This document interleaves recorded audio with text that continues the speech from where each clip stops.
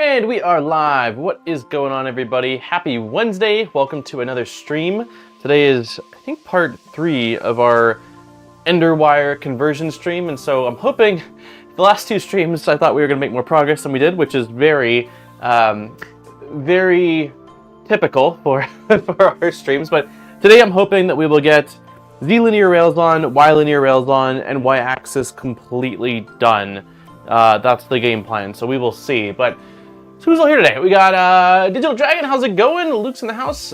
Zombies here. Bjorn, hello. Kenneth, Redacted Changer.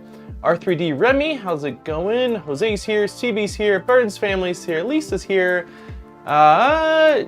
Giuseppe. I think I'm saying that correctly. Hello and welcome. Connor, I'm new here, loving this project. Had my wisdom. Oh no. Oh gosh. I hope you're doing okay. I never got my wisdom teeth removed. And then I got an infection on one of them out of nowhere that was pretty brutal, right around the time Jackson was going to be born, and I had to get that removed. And the Jackson ended up coming early. I thought I had weeks to recover, or at least plenty of time to recover, and so that was interesting. So as long as you rest, you should be okay. I took quite a bit of ibuprofen, yeah, and it was not too bad, but just definitely rest. I hope the recovery is not, and I only had one, but mine was infected. Anyways, I hope your recovery is not bad. Ken says, you need to check out Zombie Hedgehog's video on the V2.4 tool changer. I've been watching parts of it, and I'm still sitting on the fence on whether I want to do the tap changer or not. There's another. It's not exactly a Voron specific tool changer project, but it's using a different system that's very similar to what the Prusa XL uses. And so I've been waiting to see kind of how that progresses, because that would be something I'd be interested in doing on the Trident, but we'll see. The tool change speeds that Zombie you were getting the other day when you were showing off was really impressive. So I'm gonna keep my eyes kind of out on both projects. A tool change build has been something I've wanted to do for a long time. I've been juggling between like Jubilee and E3D tool changer, then do I just buy an XL? So I would love to build something this year. I just don't know exactly which one yet. But yeah, the tap changer light or stealth changer light or whatever the current name is of it, the one Zombie's been building is absolutely looking awesome. So Ostake, did you check? I thought it was Odyssey. Maybe I've been reading it wrong. Well, welcome, welcome, Brian. How's it going? I think I said Aaron. Phil's here. Okay. Matt, hey, Elizabeth's here. Looking forward to the stream. Makes Wednesdays tolerable. I appreciate that. I also really enjoy streaming on Wednesdays. I'm like, yes, it's halfway point of the week, but I get to stream, and it's a really nice breakup from the week. Hey, Nappin. Hey, Panzer's in the house. How's it going? I probably pronounced it better than most. Yes, I will take it. I tried my best. Hey, Matt. OS decay. Oh, easy. OS decay. OS decay. Steve shortened oscillating decay. Oh, perfect. Hey, Ari. Hey, Ballistic. How's it going? Okay, so let's get caught up a little bit here. Last week, we did a few things. I got jeans on. It's that cold here. Usually I got my basketball shorts on, but even inside, it's freaking cold. I hope everyone's doing all right. I know there's a lot of storms going on. I think on the northeast of the United States and up in Canada, we woke up to some snow this morning, but I mean, just a few inches. So it's cold, but compared to what a lot of other people are dealing with, I can't complain. So, okay. So yeah, last week we did a few things. We had previously taken a look on the kit. Why are words? English is tough this morning for me. We'd taken a look at all the parts in the kit. We had disassembled the Ender 3 V2, and then we had to reassemble it. I didn't realize that much of it is actually correct already. The only changes we made was we pulled the center 4040 forward, and we're using 2 of the built-in drilled holes, and then we're using 2 T-nuts, so that's slightly different.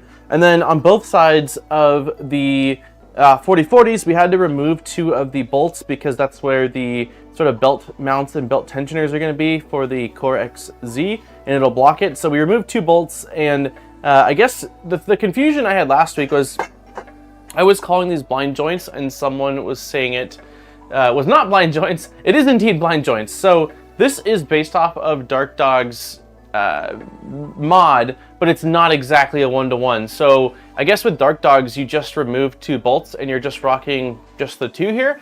With the SIBOOR variant, the instructions have you actually use these 2 as blind joints. So there are indeed the 2 long bolts and then 2 bolts on the inside. So I figured that out after looking at the guide that was sent over to me last week. Was that no, I was calling it correctly. It's just that SIBOOR slightly tweaked this from the Dark Dogs one. I really want to watch the stream. Sadly, still at work. Boss might be in here too. Uh-oh, don't get in trouble. The stream is not worth getting in trouble with your employer over. Hey, James. Wednesday stream means I don't get any work done today. Oh, no. I just got the same kit. Awesome. Hey, Sven. Take it in... Talk in Swedish, then. Yeah. Say, hey, hur mår du? A little bit. If someone compliments me, I can say, like, vada bra tack and stuff such like that. I can count a little bit. 1, 2, 3, 4, 5, 6, 7, 8, 9, 10. I know a little bit. That's about it. Hey, what's up, Polo? Yes, today, motion system. So we're going to start off by doing that. The only things I've done between last week and this week was I did all of the heat inserts, so that way it's not a heat insert simulation. There is an absolute mad amount of heat inserts that are needed for this build, like probably the most out of any printer build I've done so far. So like here's one page of heat inserts, here's another page of heat inserts, and here's another page of heat inserts. It might be because they're all just sort of compacted together versus being scattered. But I really like this, being able to just sort of see what needs to happen and go through all of them at the beginning and not have to constantly grab out your iron and do that is sort of nice. The other thing is there are 5 mods that were recommended to me that we're installing for this build. They're not too far off from the ones that SIBOOR has. This is the only one I think we're using. No, this is one of the ones we're using today, and it's just a slightly different cable chain mount that it helps with routing cables a little bit nicer than the stock one. And then let's see, not this one today. This one we're also doing as well, which is supposed to be for slightly beefier motors. I'm not using a 48mm motor. I'm using I think it's a 42. But yeah, we're gonna use that as well. So hopefully I don't screw anything up. Hey, Rahim. Hey, Steve's here. How's it going? How far did you get yesterday, Steve, on your stream? I wanted to tune in, but last night was a very interesting night with Jack. Very interesting. We also have a hard cutoff today. Granted, we normally do. Erin fell at work yesterday, and she's okay. It could have been definitely a lot worse, but I'm taking her to get her wrist checked out. She thinks she might have sprained it, and it seems like the pain is pretty bad. So we've got to get there before 5, so it'll be a hard stop today. Next is the extruder and the wax. Nice. I saw you guys got tacos. I wish I could have beamed myself to have tacos with you guys. A little bit jealous. So yeah, Jack's okay. It was at work. Yeah, it was while she was at work. So I was here watching Jack yesterday, and then she called me about an hour plus before she was off, and I thought she was just maybe on her break or something, but she said that she was coming home and that she had fallen and landed on her wrist and that it was hurting, and it seems as the night's progressed, it's gotten worse. So I attempted to wrap her wrist in one of those, whatever they're called, the little wrap things to keep her wrist straight, but yeah, she's got to get it looked at. She works at Costco. Yeah, she works at Costco, so. Okay, let's get to it. First thing we're gonna do is install linear rails today. So we've got both of our Z rails on the inside. It's kind of interesting to me though. It says no stopper on left rail. Yet there's a stopper right here, right here, right here, and right here. And I checked the CAD, and there is indeed stoppers on both rails. So I don't know if they made a revision and forgot to remove the text or what, but there's stoppers, so I'm not too worried about that. Wrist injury is scary. Hopefully it's an easy recovery. Yeah, I hope so. She doesn't think it's broken in like that. She thinks it's a sprain. So yeah, hopefully it just needs rest. Cyber's instructions are explicitly wrong in some places. Okay, perfect. I like Thank you. Yeah, I'm hoping it's okay. Chando's Tacos, pretty good local place. Nice. Hey, Benny. Okay, so we need, I think it doesn't specify whether we're supposed to use like hammerheads or roll-ins, but we're gonna attempt to use roll-ins over hammerheads and save the hammerheads for the enclosure. So we're gonna need a bunch of a bunch of roll-in nuts, and then we're gonna need M38 socket heads, which are, where are we? M38s, tons of them right here. Let's take these out. Thank you. I appreciate it. Yeah, me too. It's definitely sucks. The good news is that she was already off work for the next 3 days, so hopefully, I mean, depending again on what the doc says, hopefully that's enough time to sort of recover, but I have no idea. So we'll see. Okay, let me change this to manual focus and focus in, nope, that's not right. All right, so we are going to start by,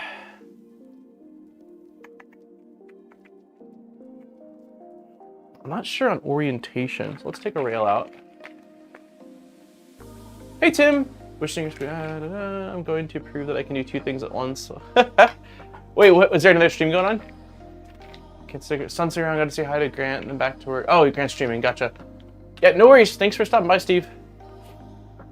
Okay, so we've got the top piece right here, which this just drops into like that. Okay, so hopefully, my only concern is making sure that we've got enough of a gap to be able to use these. We need to get Daniel a stream deck? I do have a stream deck. For what?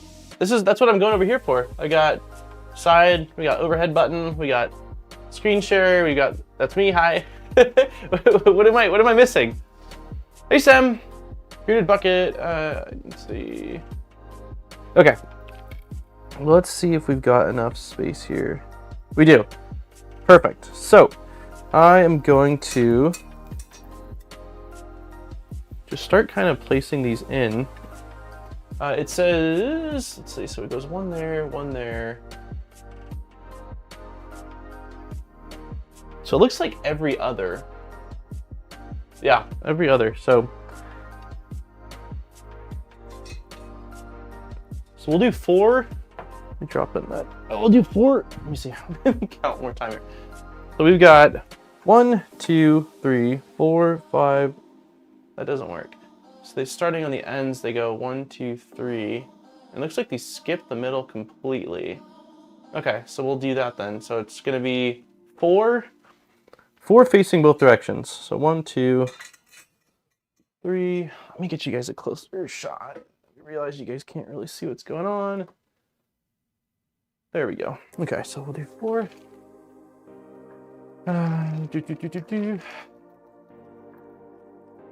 What I do need to do though is update the deck. I need some more sound effects. I don't know what happened. It was like when you know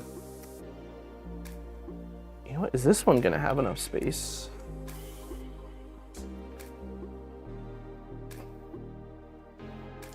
Yeah, it looks like it works. When the Steam Deck updated a while back, some of the stuff I had stopped working. Like I had confetti that I was a big fan of, and fireworks. I had a cool firework overlay for like giveaways and stuff, and or fails, and that stopped working. So I need to go through and change that. Also, I mentioned last week that Spotify was doing some weird stuff where it was sort of it was playing tracks, like songs that were not part of the playlist, and I was getting copyright strikes every week. It happened 3 weeks in a row now, and I think we might have figured it out. Zombie and a couple others said that they think it could be, there's a setting someone was talking about last week that basically says, let's see if I go here, autoplay. Enjoy non-stop listening. When your audio ends, we'll play you something similar. And I guess I get why that's a thing, but I would think that if you have a playlist, it's kind of weird for that to auto do that. How do you like those rails that were put in with the kit? Good, right? Yeah, they seem nice. They definitely seem nice. We took them off last week, cleaned them, and well, didn't clean them too much. I just kind of wiped them down and then added some grease to them. But yeah, they all seem really nice. Okay, I'm going to grab a small, this will help me align things. That looks good.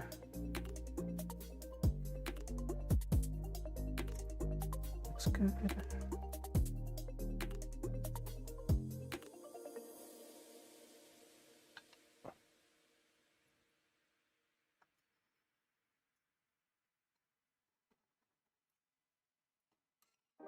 Oops. Okay. I think I've got things pretty aligned here, so let's go ahead and get this in place. We'll just loosely put everything in now. I also, it wasn't in, I don't think SIBOOR had these in the STL repository, but I did print out just some simple jigs to help us with aligning these. Hey PF. Hey Burns. Welcome back. All right, let me grab this out. How's everybody's New Year been going? It's officially January 10th. Has everyone's New Year been going pretty good?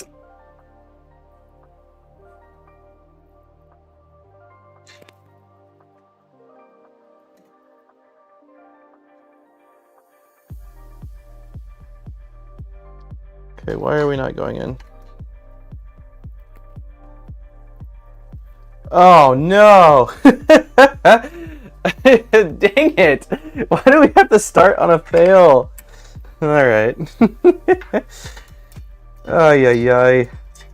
I'll let somebody guess what I did wrong. Let's take guesses. What did I do wrong? Why am I removing all these?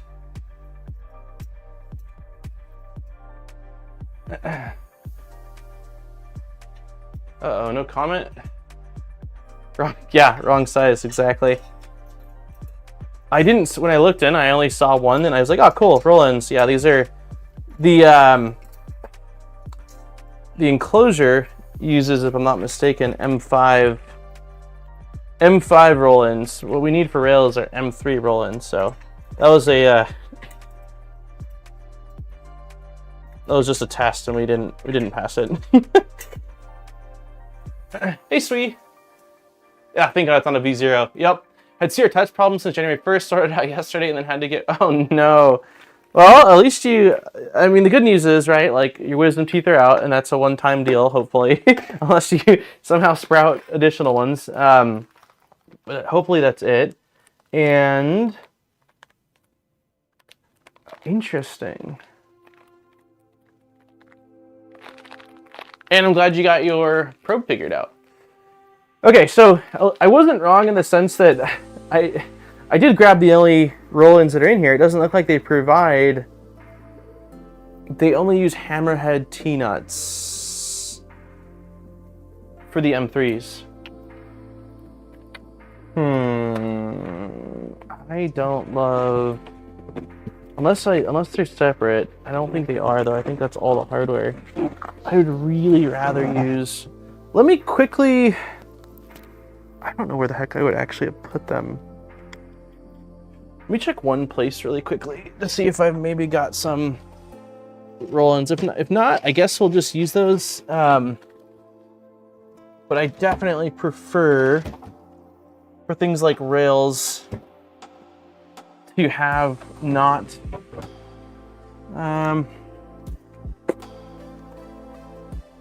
Here we go.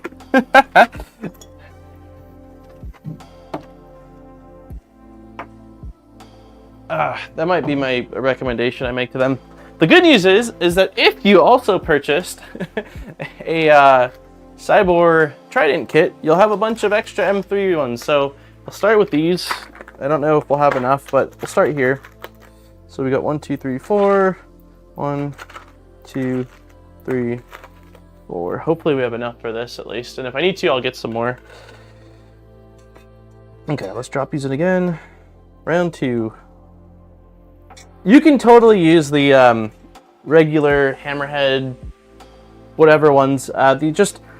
There's more of a chance of you potentially installing them incorrectly or having them not seat correctly in the rail. And so with these, you just know definitively that it's gripping onto the rail. So I don't mind the hammerhead ones for things like the enclosure where it's not super important.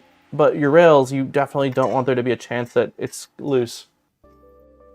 So yeah, I would rather them swap out. I'd rather them swap them out so that way the M5 are only hammerheads and the M3 are rolling like this. So, okay, let's align these really quickly again.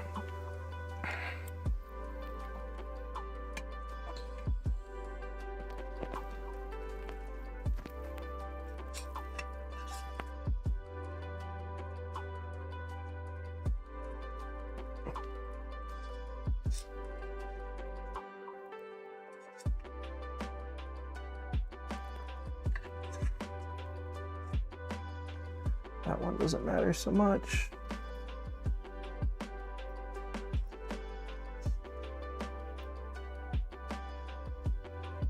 Okay.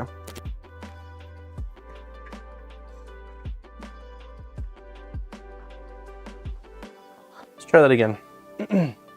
Strange how all the other SIBOOR kits use roll-in nuts and not this one. Yeah, it's super odd to me. I don't really understand that. I'm entirely, if we get through this box and there's a bag of them somewhere in there, I'm gonna I'm gonna feel silly, but there's certainly not any in the actual hardware organizer itself, so I don't think they included them. I'm currently watching you on my phone, which is on the clicky mount inside my 2.4 while I swap dead. Oh my gosh. Playing about the new crimps, don't know what pain is.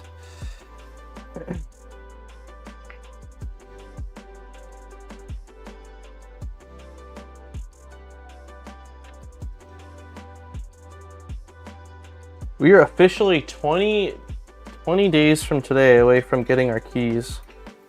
So we are super excited. It's going to be interesting. So the garages here, they don't seem to finish them.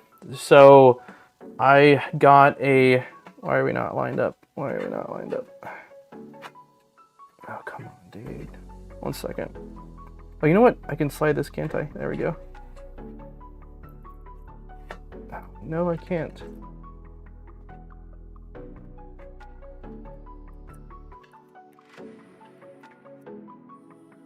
I did it. Yeah, they don't finish the garages here, so I'm going to be attempting to air spray the garage because I do a lot of video work, especially for light burn in the garage, and I don't want it's drywalled and I got it insulated, but it's not covered, so it's like just kind of patchy from where they sort of paint over the drywall edges. And then I ordered a epoxy kit from this company in Florida, and that's going to be interesting. I've watched a gajillion videos on it. So the game plan is I'm renting a concrete grinder from Home Depot and grinding the concrete down, and then the kit comes with an acid etch where you basically you sprinkle it on the you sprinkle it on the concrete and it eats away at the concrete and opens up sort of the pores of the concrete so that way the epoxy can stick to it. And then, yeah, then basically mask, prime, and epoxy. It is a new build. Out here, a new house was actually a better deal than a house on like the market, primarily because the builders were offering incentives both on rates and discounts on the house. So yeah, it is a new build. We're super freaking excited. But it's going to be also interesting because the weather is very cold, and I'm going to be trying to pump heat into the garage so that way the paint and the epoxy dries. So we'll see. It's going to be wild. Do the epoxy coat while it's warm, not cold. And so yeah, I think that they call for a minimum of 50 Fahrenheit, and it's like next week there's a day here where the high is 12. So the issue is I only have so much of a window. We have this rental through the end of February, so I basically have 30 days, but I'd like to do it in the first week, like as soon as possible, to do all that stuff. So the game plan is, yeah, basically go in, do all the prep work when it's freezing, I'm going to be just completely decked out. I've also, for all this stuff, because of the fumes and because of the concrete dust, I've got like a head-to-toe hazmat almost with a 3M filter and big goggles, so it's going to be interesting. But yeah, I've got two electric heaters that I'm hoping, in combination with the garage being insulated, will be enough to allow paint/epoxy to dry. But I have no idea. I don't, once all of the stuff is in the garage, I'll really never be able to do it again. So it's sort of like a do or don't thing, and I've committed to doing it. So we'll see. I will absolutely report back and what goes well and what goes poorly and everything else in between. So. Did you buy all your toilet paper holders, toilet mirrors, or washroom? Because up here, when I moved into my house, I can't even... Oh, no. No, I did not. I hope... Hopefully it has those things. But again, the move's going to be kind of slow because when we moved from California to Idaho, it was a emergency. I mean, basically, the place we were renting, for anyone that wasn't watching streams back then, the place we were renting completely flooded. Like, there was a slab leak up top, and it was a condo we were renting, and there was a slab leak, and by the time it broke a hole in the ceiling in our kitchen, it had destroyed like half the condo. So we packed pretty much everything up and drove away in like a weekend, and I don't want to redo that. It was awful. It was not fun. It was super stressful. So that's why we're doing this sort of 30-day thing where we don't have to take the 30 days to move everything, but the place we're moving into is just a mile up the road, so we can sort of just load up the car with all the things, like, you know, a few trips every single day, and then do like one big U-Haul day. So we'll see. Hey Steve, sorry I missed you. Did you buy? Nice. I know in the UK we get incentives for new buyers, new builds. Yeah, it's the same thing out here. It's the exact same thing out here. So the builder was offering incentives for the actual like house, and then because we're not paying cash for this thing, it's a mortgage, they had incentives to go with their lender as well. So it ended up, it's still super expensive, but this place we're renting has been quite expensive, and we're not building any equity, and they've told us twice that they were going to sell it, and they tried selling it, and so we've been like, the goal has been to buy for a long time. So we've been saving, and houses are expensive, mortgage rates aren't very great compared to what they've been the last few years, but we've saved and we're doing it. So this is a house we plan on being in for like 20 or 30 years. Where's out here? We're in Idaho. Most of those kits are removed from shelves here because the dust causes silicosis, which is like asbestos. Mask up properly when doing the concrete. Yeah, I will. It's just going to be me, and I will be fully masked up with a 3M double filter thing, fully covered everything. Yeah. How much overlap do you have for your rental in the new house? Always good. 30 days. 30 days, yeah. We're paying, I mean, of course we're paying additional for it, but to me, the peace of mind after how horrible it was the first time is worth it. Yeah, I'll be taking probably like a week off from work too.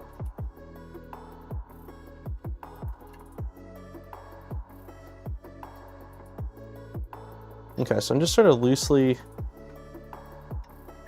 Hold on, I want to make sure, because I was sort of distracted, that I didn't actually tighten anything before I put these alignment jigs on. So let's loosen everything up. Okay, that looks good. We'll start with the ends. New builds up here don't even have the shower curtain rods. Make sure you get at least one washroom prep and equipped. It's good to know. Ours probably doesn't as well. I know that our room, like the master bathroom, has like a glass door. I think it's glass. So we'll at least have that, but that's good to know. I imagine that none of the bathrooms will have any of the fixing or like those kind of things either.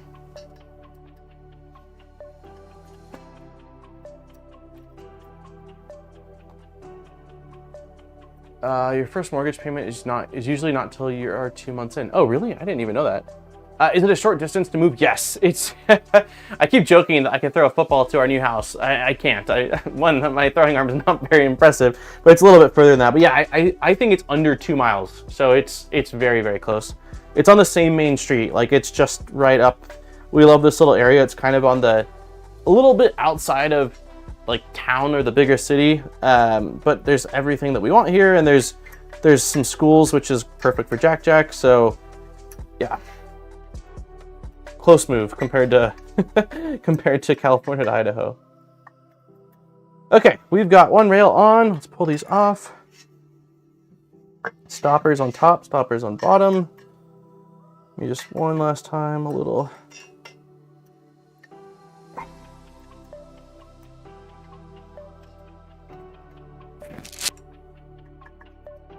All right, we did it. Thank you very much. It's been, I mean, it's been the goal for, I want to say almost a decade, but we've been saving and saving and saving for years. But it just wasn't realistic. I mean, the area we lived in California was insane. I mean, like the house that someone I knew got just because of the location was like $900,000, and it was a nice house, but like a pretty standard single family home, if I'm being honest with you. It's just the price point of a lot of Southern California was nuts. So it was sort of like we were saving, but we didn't really know if it could actually happen because of prices. So yeah, we're very excited. A friend of mine is a realtor in Boise. It would be funny if you used him to find a place. We actually didn't use a realtor at all. It wasn't like the plan was not to not use a realtor. But I didn't know what we were doing. I was kind of freaking out because of everything happening with rates and the homeowner here saying that they were going to sell. So it was kind of interesting. And I started seeing a lot of the builders, because they're building all around here, were offering, you know, again, like buy downs for points and all sorts of other incentives. And so I started just going one day with Aaron into all of the local builders to see sort of like, what do the floor plans look like? What are the prices? What are the incentives that you guys are offering? And the place we decided on, it's because it's kind of lame, but because we went into that place without a realtor, they said that if we get a realtor, that's fine. Like if we get our own agent or whatever, but we would have to pay their commission. So we did not do that, and we are using the realtor was provided by the builder, which I don't love, considering that if there's an issue, like it's how can one person represent both parties? It doesn't really make sense to me. But I will say that it's been a really pleasant experience, and the girl that's our realtor has been absolutely awesome. She's a first-time mom, and her and Aaron have got along great, and so far everything's been really nice. But yeah, my recommendation, like, I would definitely have a realtor lined up before starting to look at houses. Again, this is our first time. I don't know the politics of house shopping and how it all works. So when I found that out, I was like, that's weird. And I think there was a clause that did state that, so they were in the right to basically do that. Moving sucks. Yeah, moving does suck. Totally agree. Short distance. Yep. Okay.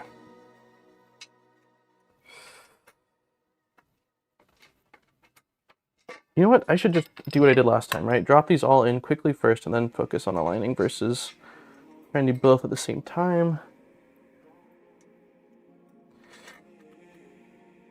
Oh, also, last week there was quite a few people saying that the SIBOOR link for their website for this kit wasn't working, and then I got it working again on stream, and then someone commented after the stream that it wasn't working, so I checked it and it wasn't working. I contacted SIBOOR and they said they corrected it. So can somebody check to make sure that the link in the description is actually working for, not for the AliExpress page, but for their website? I don't know exactly what they changed, but it seemed like it was working. Oops. It's a little magnet.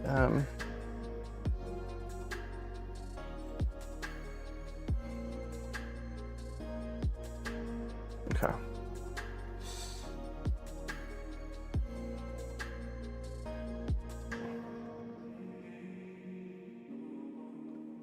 Doesn't work? Isn't loading? Link worked. Does work for me. Isn't loading is probably just a slow redirect. It threw an error last time.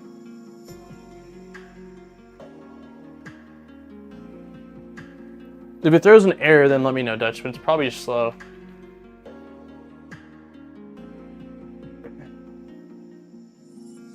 Snag lists on new builds are fun. Make sure you are picky. What is that? Is that the like when you walk through and basically point out everything that's not exactly correct. We've been going by the house. Wait a minute. Why is this not? Hold on. We've been going by the house probably at least once a week. Originally, we were going by even more than that. And Aaron did spot a couple of things already, so we're gonna wait until. Why is this not? Hold on.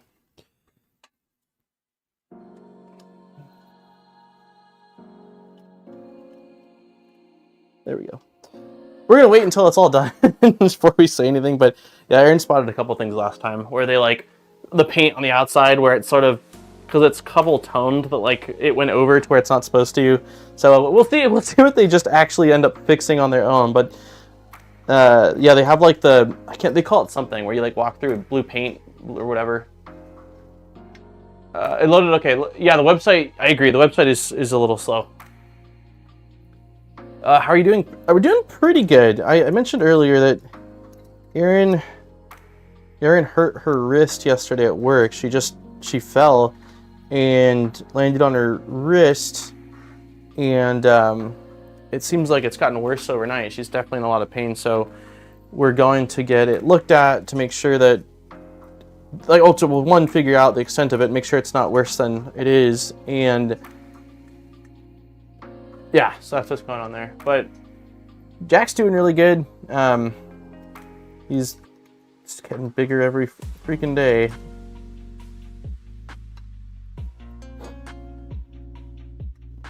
Ooh, and my dad officially retired. I sent him, he normally watches the streams. Last week I had, thank you everyone that wished him a happy retirement, but I sent him the clip of it, and he was super excited. I think he's been with this company for like 20 years, and so a bunch of his employees signed a bottle of like really fancy, I think it's scotch, and on his last shift they all went out. My dad loves bowling. I love bowling too, but on his last shift they all went out. I think he said like 30 of them bowling. He says it was a really good time, so I'm happy for him and my mom. Hey Armor. Hey Nizo. Be picky, make them make things. Yeah, I don't, in general, I don't do things without doing probably a ridiculous amount of research, and everything I've read basically says that it's, much easier to get them to correct something before you sign the final closing papers versus after, which makes a lot of sense, right? Like once they've got you, they've got you. So yeah, we plan on definitely pointing out things. And then they have their own inspector, but I hired a third-party inspector to come in and check everything out. I had him come in pre-drywall to check everything. I'm having him come in now, and then I'm having him come in at the 11-month mark before the warranty runs out to check everything. So I'd rather be safe than sorry. I don't know if it's overkill, but like for the price of having someone check on everything, I think it's smarter to have it and have the peace of mind versus having something like substantially going wrong and having to deal with it. So have you seen the photo in DMs? No, I have not. Sorry, I'm really behind on all platforms as far as messages. Hire a contractor to do the inspection with you, a couple of hundred. Oh yeah, I did. Yeah, the guy I hired, he didn't walk with me. He does his own thing, but I did a fair bit of research into finding the guy, and I liked everything that I saw. And I've been his like accountant / partner is his wife, and so she's the one I've been having some phone calls with and emailing back and forth, and they've been fantastic.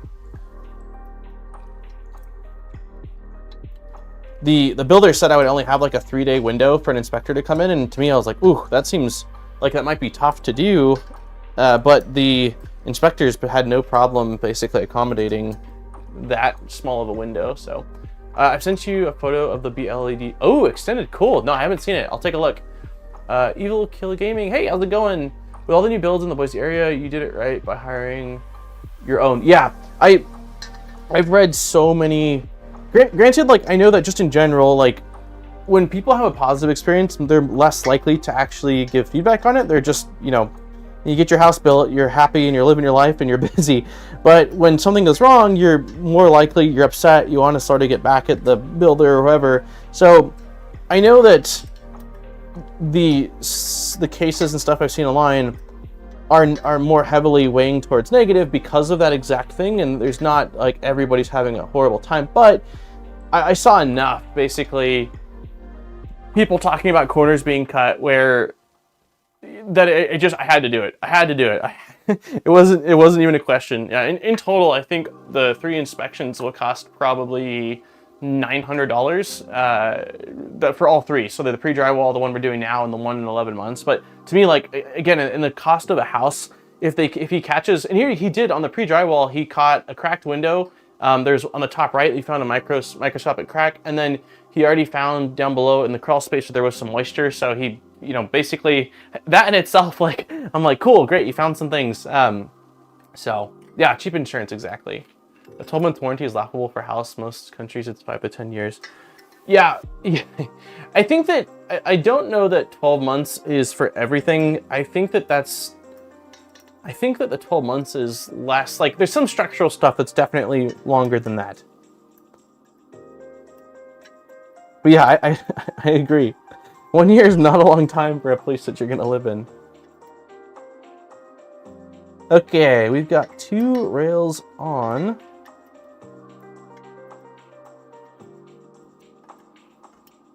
I probably could tighten these still a little bit more, but sweet. Roof, okay, yeah, roof is probably 10 years.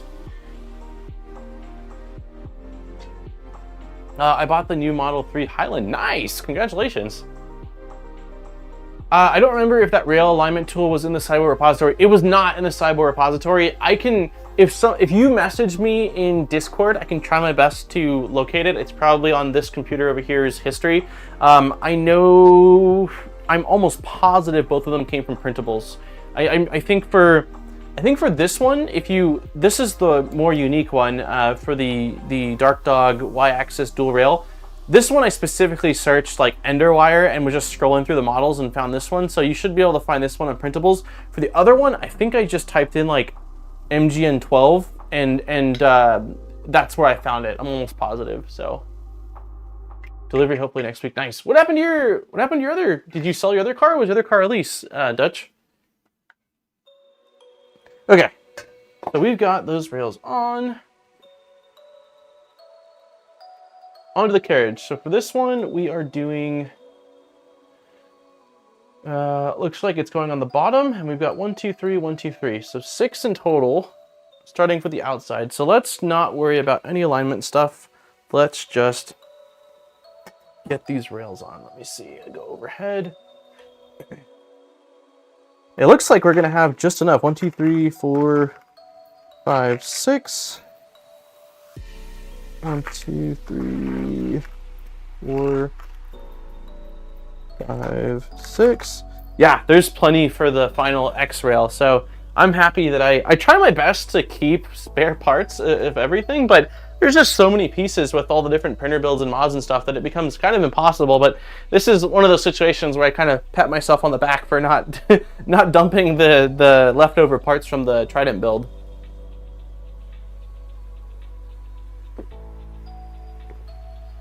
Have a nice lunch, Bearded. I think the Highland model is finally available in NA. I don't even know what the Highland model is, to be perfectly honest with you. I had a problem with it 5 months after purchase. It was quite dissatisfied with the Model S from 2018, so I decided to take my loss and bought the new. Gotcha. It's been available here for a while now, I think since November. Well, that'll be a fun car. You'll have to post some photos when you get it.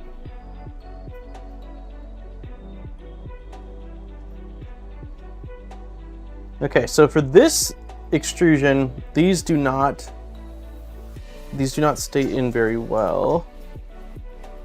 It'll still be okay, but there's just, it seems like there's more depth in this extrusion, so that way the spring, the little ball spring, is not putting enough pressure on these to keep them pushed up. I have a Crowley Ender 3 S1 Pro. So as far as other printers, wait, what is going on here? This doesn't look right.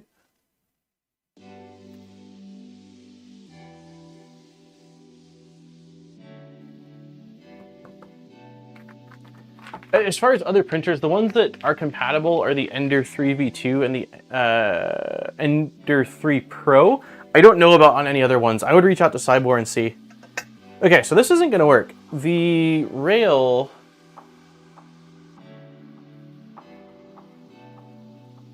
Ah, it's because I'm being a goofball. I looked at the picture wrong. So I was looking at this picture, and it looks like it goes on the bottom of the extrusion. But this is the upright, and then they flip it over for this side, so that's what I'm doing wrong. Yeah, it goes in the upper channel. You're right. The photo, I should have looked a little bit further at the photo.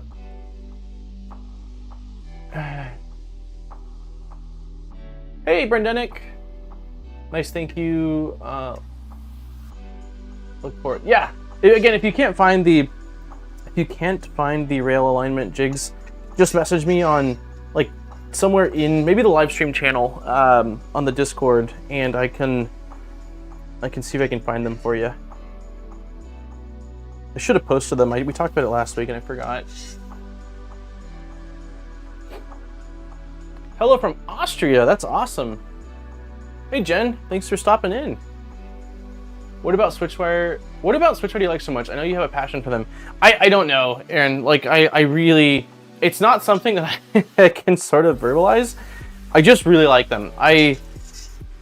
Like initially, I feel like it's sort of the like neglected Voron, and because everyone's so big on Core XY, which I get, but the Switchwire was the second Voron I built after a V0, and it has been, I haven't used it in a bit, I'll be honest with you, but like it was and has been a workhorse for me, and I just really like the printer. Like I if someone asked me if I'd rather have a Core XY or a bed slinger, or let's just say Core XY or Core XZ, I'm going to choose Core XY if it comes down 1-to-1.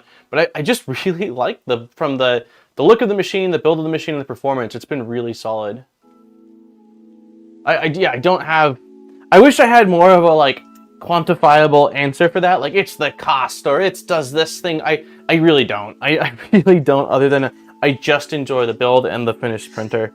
I think it's a really cool machine, and yeah, it's not a Core XY. Yes, it's a bed slinger, but I just like it. I like it. So yeah, I don't have a better answer. Always a pleasure to watch. Thank you, Jen. Thank you very much. Okay, so let's start by just placing this, and we're going every other. Yeah, it's like you in the Legacy sim. I would say it's exactly right.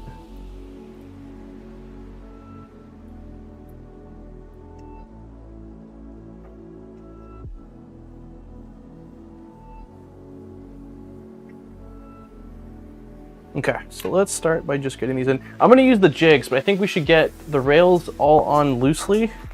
1, 2, 3, 4, 5, 6, and then we can use the jigs. Hey, Maker Minds, the Switchwire is the bed slinger. All bed slingers wish they could be. Yeah.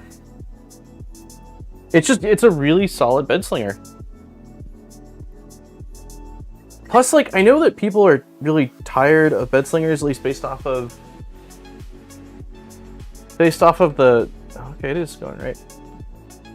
Based off comments I see and stuff like that, but I don't think there's anything wrong with bed slingers at all. Like, they perform great, and if you're trying to push something to its maximum and your like goal is just sheer speed, I get it. Like a Core XY is going to be better. You don't have the mass of the bed, and especially if you're printing big parts. Like I don't really print full volume very often. They're more like, you know, a couple inch here and there scattered across the bed. And so the weight's not too substantial. But yeah, if you're printing really big things, having a big bed slinger rocking apart back and forth doesn't really make a whole lot of sense. Although I'm testing out the T500, which is a 500mm bed slinger, because I do get some people that ask me what's my thought on large bed, large lower cost printers. And for large lower cost printers, you're pretty much looking at bed slingers. So 1 second, let me get these last couple guys in.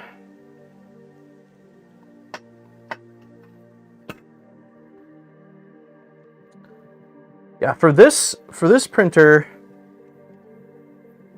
either this printer or the other Switchwire is going to be the printer that I use for ERCF. I think it's a great multi-material. As long as I can mount it on top, I think it's a great multi-material machine, because the multi-material is going to slow down the printer anyway. So I would rather leave my like 2.4 Trident to not be slowed down by filament changes. I just hate V-wheels. Yeah, the T500's all linear rails, really beefy linear rails. Granted, I've had issues with the T500. I've had the adhesive they used on the initial build surface came off. It just wasn't rated appropriately to warm up. I also had an issue with, I think it was a resistor on the early board. It was triggering, and it was basically not allowing the bed to heat up. It was throwing an error. So it's definitely not been without flaws, but from a like mechanical standpoint, it's the most, I think it's the most well-built bed slinger large form factor one that I've seen to date. Yeah. Hey, Pi's here. Welcome. Happy Wednesday. Okay, so this rail is completely loose. It can slide back and forth, which is what we want, because I don't know where it needs to sit exactly. I just know that they'll need to be, I'm thinking it probably needs to be centered. Let's see, hold on. Let's see what this says here. The carriages are designed to slide along the rails easily. This unfortunately also includes sliding off the rails, dropping the carriage. Okay, we get that. No stopper on left rail. Left rail does not have a stopper in place. That's great. We left the stoppers in place. The mark on the location, cool. So what I don't know is if this just needs to be dead center of this extrusion or if it needs to favor front or back. Let's see. Okay, so I've removed the linear rails. Let's see if I can bring them back. There's one. What is this? Let me try to...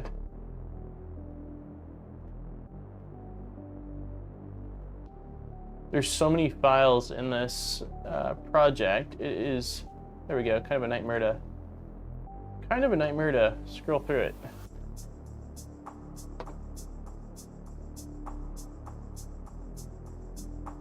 Back. Hey, Justin. Hey, Dave. It'll be more towards the front. The Y-axis tension will be the front stop. There's no measurements, is there? I wish there was a specific measurement that I could sort of align this to, because it makes me wonder.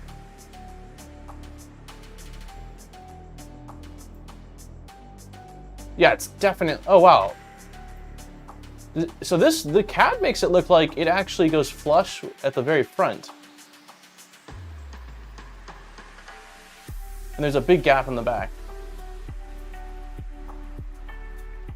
which is completely different than what the actual build image looks like. Let me see.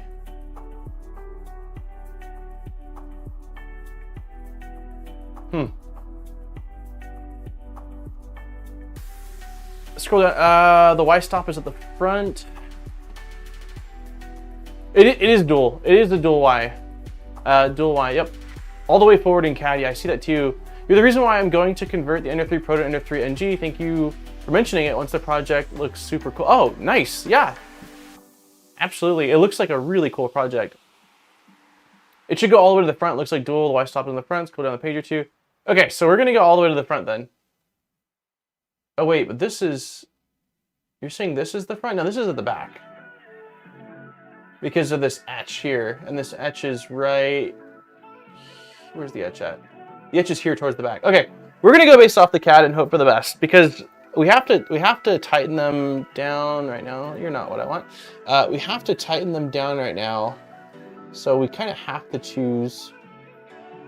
And it looks like, yeah, okay, we'll go all the way to the front and hope for the best. So, again, let's flip, it doesn't matter right this second, let's flip this around.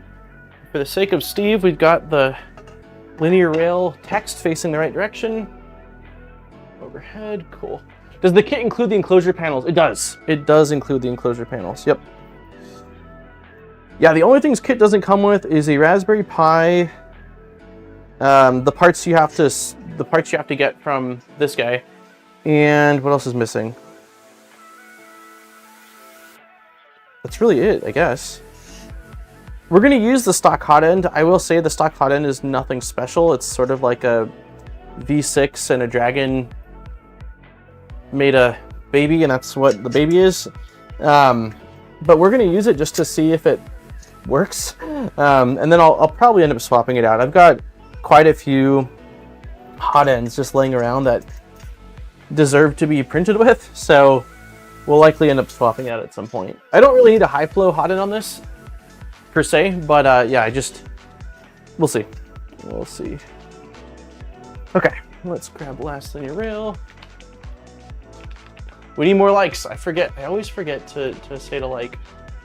We got 171 people here and 62 likes. Nice. Let's see if we can get 100 likes. Let's start with 100. I think we can hit 200. We'll see, but let's start with 100 likes. Okay.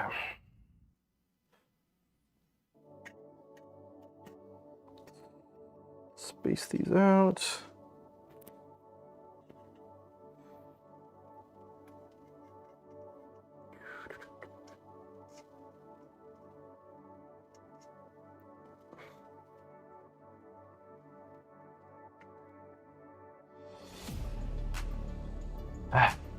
You got thank you, Pi. For the sake of all that is good and sane. Pictures are confusing. Pictures? What do you mean? Pictures in this kit? It won't let me click the like button? What?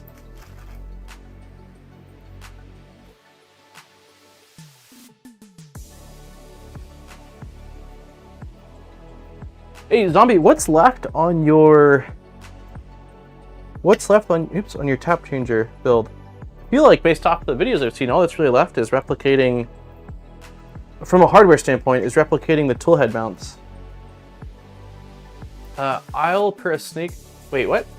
Per a snake oil ritual with my Wi-Fi cable if we hit 250 likes.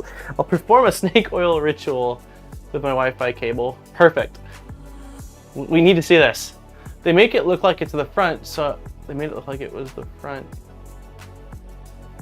Oh, you're saying that the end stop mount. Gotcha. Yeah, it's the back. It's definitely the back.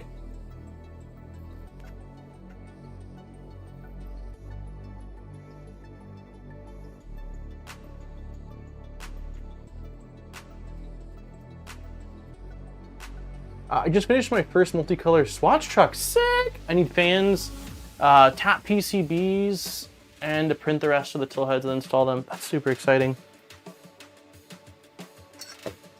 Have you been doing the entire build on stream, or it's been a mix of on stream, off stream? So I think you just posted part 4, but I imagine it's taken quite a while, like just from the initial build, making sure that the single setup's calibrated and then starting to do all this other stuff. Extra calibration wants to see, oh nice, cool. So you can use the CXC.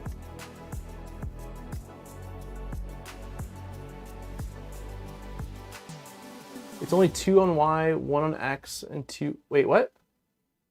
Awkward, what did I miss?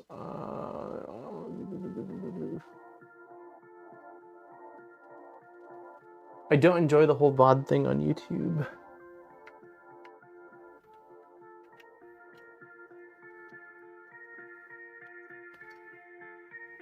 Okay, last one.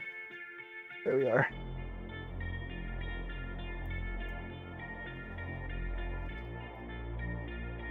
Oh crap, that's not right. Okay, so let's put one of these little rubber stoppers on both sides of this block so we don't have any mistakes. Hey, my mom's calling. I hope everything's okay. I'm gonna mute and answer and make sure everything's okay. She knows I'm streaming, I think, so let me just make sure my mom is okay.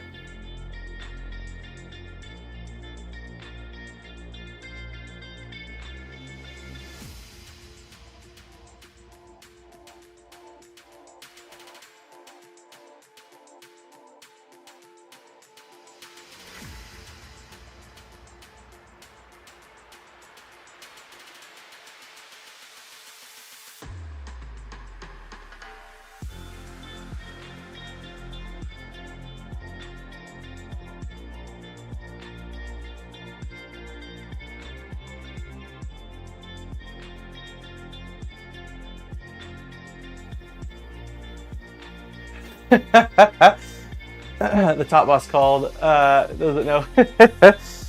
Yeah, she's doing fine. her and my dad got like a hotel stay celebration thing from his work for retiring, so they were out yesterday, and she's just calling to check in, I guess, which is nice. I just want to make sure. She usually, I mean, not that my mom doesn't call me, but she usually calls me later on, so I wanted to make sure that everything was all right. Okay, so we're moving both of these guys a little bit further off the edges, so that way I can use the jigs. And then we're aligning this towards the very front. And if I remember, I think these jigs are pretty tight, so we'll see. Yeah, everything's good. Everything was good. I knew it was instantly when I answered the phone. She said, "Man, I wish I should have let her. I should have answered on stream, but I just in case I didn't want to." But she still sounds so Swedish, even after 30-something years of being in the States. She, hello, like real happy. So the second she said hello, I knew everything was okay. Because if there was a problem, she wouldn't have started the call off like that. But yeah, she's doing good. She said that her and my dad were going to go on a hike and that we could talk later. This is oh, okay, there we go. Interesting. So there we go. Sliding that on. Okay, let me get the other side on. Okay, cool. So this is what happened. There's no music now, which means that playlist ended, and what would normally happen with that setting was that it would go to something that's copyright. But because I turned that setting on, it didn't, and now we can go to 8-bit. Perfect. Things are working.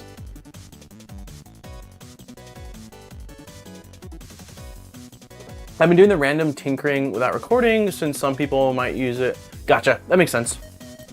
With your experience with SIBOOR kits, would you say they're a good choice? I'm thinking of going SIBOOR and adding a few upgrades rather than going with an LDO 2.4. So the kits have changed a lot, and I think that still to this day there's still some room for improvement with the kits, but overall, when we're talking about like affordability compared to other options out there, I think it's a really solid base if nothing else. Like the weakest points I've seen are the hot end. Hot end's quite weak, although you can get it with a better hot end now. Like the Trident came with a high flow Dragon, which is really solid. So it depends. Like if you get the base, if you get the baseline hot end, it's kind of eh. And then the fans have been just sort of so-so, but someone recently said that they got like a new, I think they got a new kit, and SIBOOR's using different fans now that are quality fans. So, but if you're gonna be doing some mods as is, then I don't think it's very hard to swap out the couple of things that maybe you're like, but yeah, they're changing a lot of things around. I know that they're going to like, it sounds like they're once they're done selling the kits they've got, they're sort of standardizing with Big Tree Tac electronics, which I think is a really positive thing. That's what I've got the most experience with, and they've been quite consistent. So yeah, I don't have a whole lot of bad to say, but there have been some things like the Trident. The biggest issue with the Trident was they sent me a 2.4 wiring harness and a 2.4 config board, which was it was a QC issue. And if I hadn't been building it on stream, I probably would have just reached out to them and waited for a replacement. But because we discovered it sort of in real time, I just went with it and it worked fine, but it made everything a little bit more confusing. So they can, yeah, they come with the Fadus Dragon High Flow. Yeah, Fadus Dragon High Flow is super solid. The Dragon High Flow is what I've been rocking in my original V0 for like 3 years, and it is a really solid hot end. So.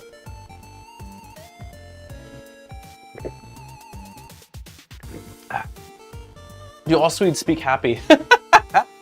I don't know. My mom certainly does.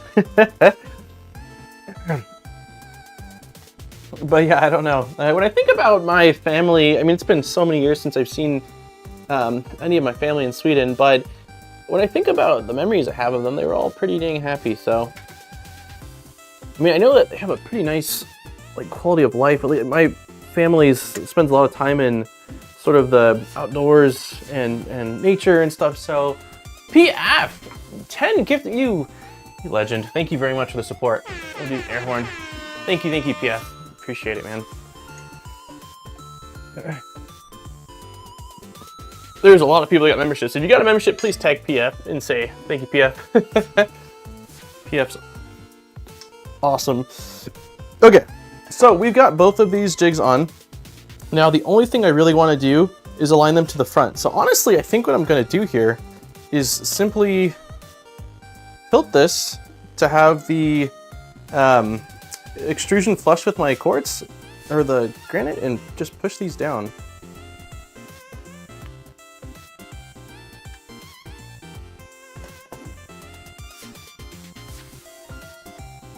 Yeah, that seems pretty dang good to me. I mean, there might be a hair difference, I suppose, but let's see. Let me just grab, you know what? I could have just grabbed one of these squares.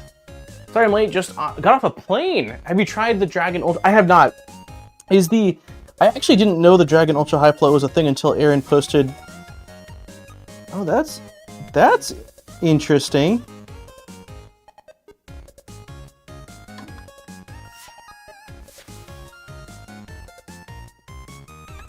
It looks...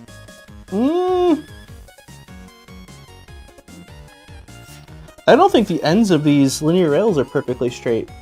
I don't know how well I'll be able to show this. Oh yeah, they're definitely not.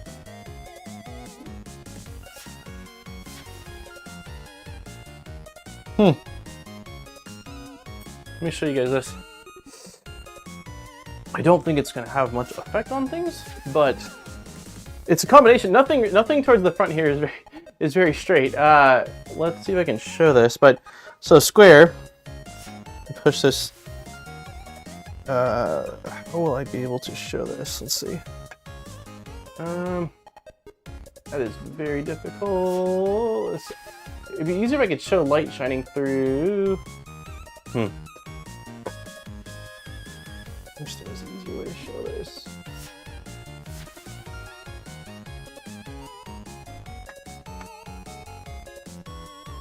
And you can't really. Oh, you can kind of see it. Like it's so. It goes at a like this is protrudes out and it sort of goes inward. I don't know how well you can see it, but like so if this is flat, it goes in like that. The edges are definitely not. Oh, you can see it. The inside edge is further back. Yeah, exactly. Okay, cool. Yeah, so that's interesting. The extrusion itself isn't perfectly flat either, but yeah, this one particular rail here, I'm wondering if I should use it for the X, since the X is a solo. I'm wondering if I should use it for X, since X is solo.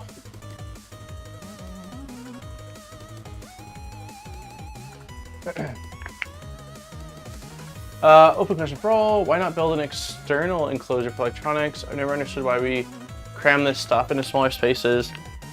I guess you could. My SIBOOR rails did that too. Interesting. Let me check out this other one. Why would you even do this? What do you mean? Yeah, I guess it's more of a visual thing, but it's such a small difference that it wouldn't matter. But now it's got me questioning. Yeah, this one also slightly, I mean, much less than that one. That one it's possible that I've had that on other rails as well. Yeah, both of these are kind of the same way. They're set at a slight angle.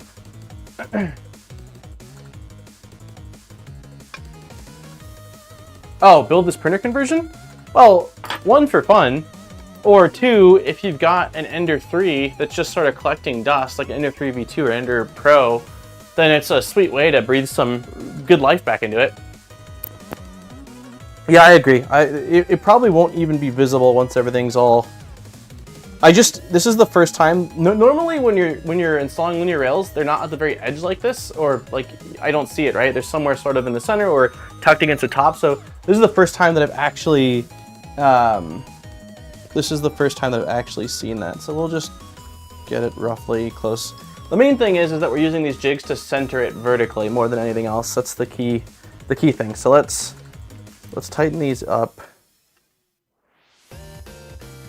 Pricey way though. Yeah, it's roughly $400, but if you've already got the Ender 3, it's fairly inexpensive compared to buying like a full Trident kit or a full kit of any sort, really.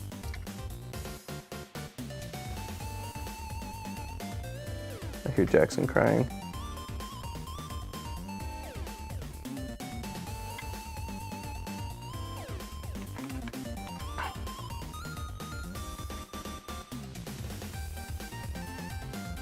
They don't have to be perfectly forward. They are long enough for a few millimeters away. Yeah, more me, I think, just being silly. Let me put this rail back in here just so that way it doesn't get any dust or stuff on it right now. Also, there's a bunch of aluminum chips that came out of I tried to clean the rail that we tapped. But there's still some shavings in it. Ender 3 plus kit is cheaper than Switchwire. Yeah, we looked at the price difference and it was quite substantial actually. So this is definitely a cheaper route to go than doing a full Switchwire. I mean, I love my full Switchwire, don't get me wrong, but yeah, this is certainly a more cost-effective way of doing it. Okay, so there's a couple more screws we're gonna have to tighten, but now that we've got, you know, basically 4 tightened, we can remove this and tighten the ones behind them.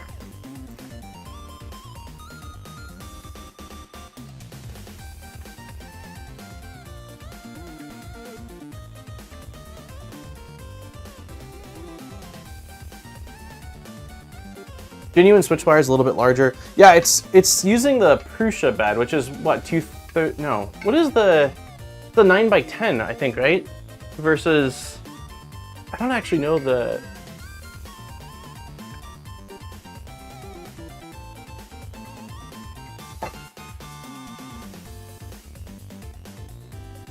I'm sourcing the parts to this mod conversion myself, and with all the upgraded parts I already have, it will only cost me $200. Nice, that's awesome.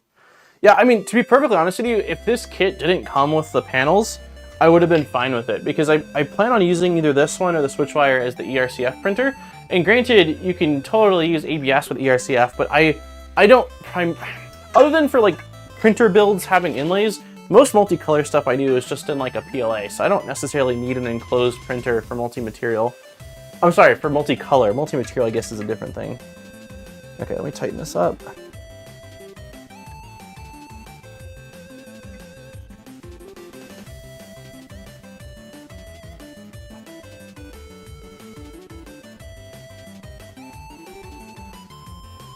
Yeah, for multi-material, I would ideally like an enclosure. Just because on a multi-material machine, I'd primarily see myself. I mean, I would do fun prints, don't get me wrong, but I would use it, I think, more so for a lot of functional printing, and so I'd want the ability to print with materials that are more warp prone and have more of a controlled environment.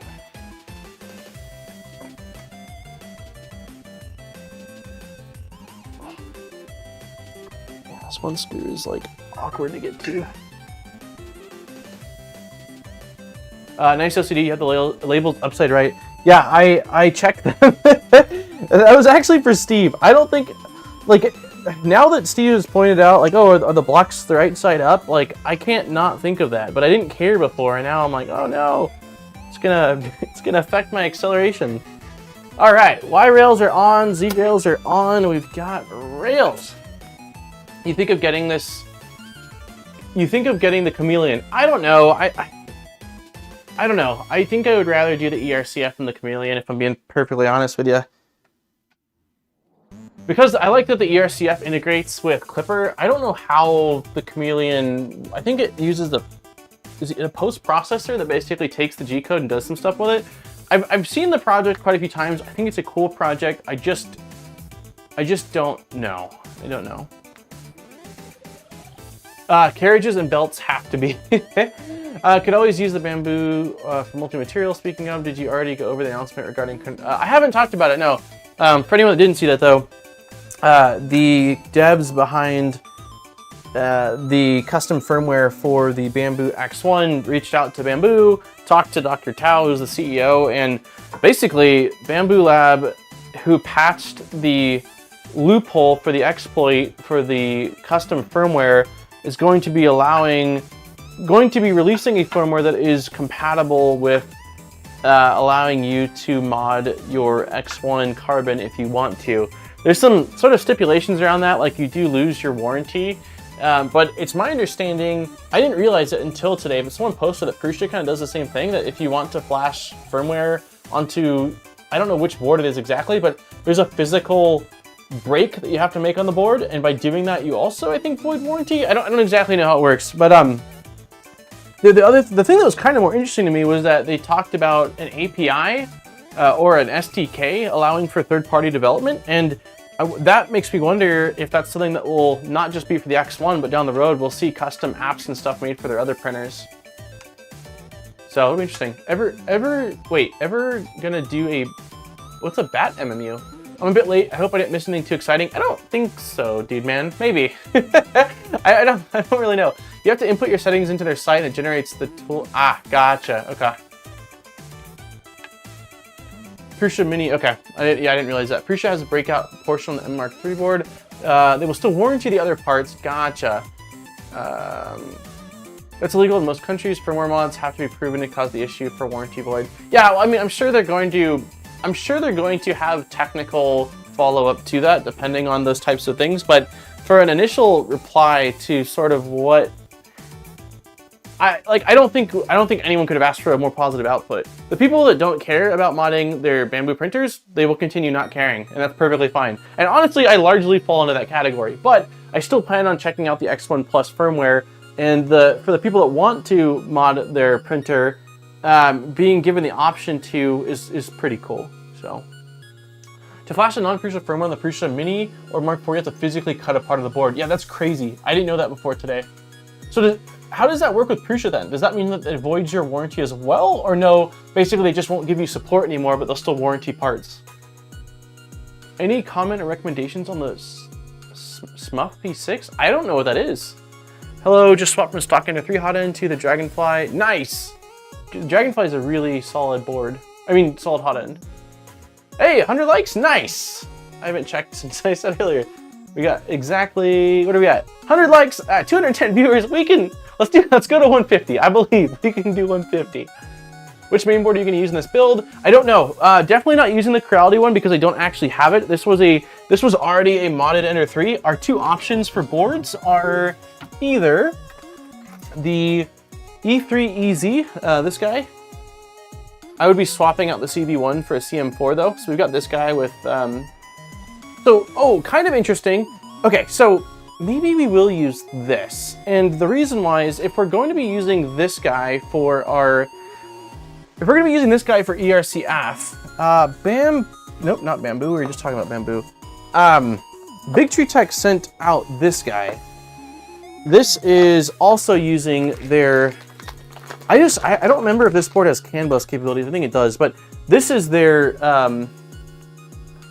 like their MMU Enraged Rabbit CAN bus board. So I think it would make sense to use these together because they look at that. I mean, they look gorgeous together. They both take the exact same easy drivers.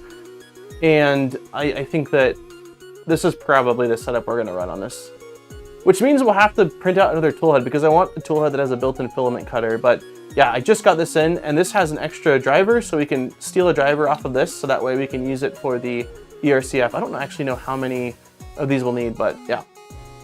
This is what we're gonna use. I found an SKR Mini 2.0 in the process of walking around my office from an old build that I did, but I think that because we're gonna do the ERCF, that this is likely the route we'll go.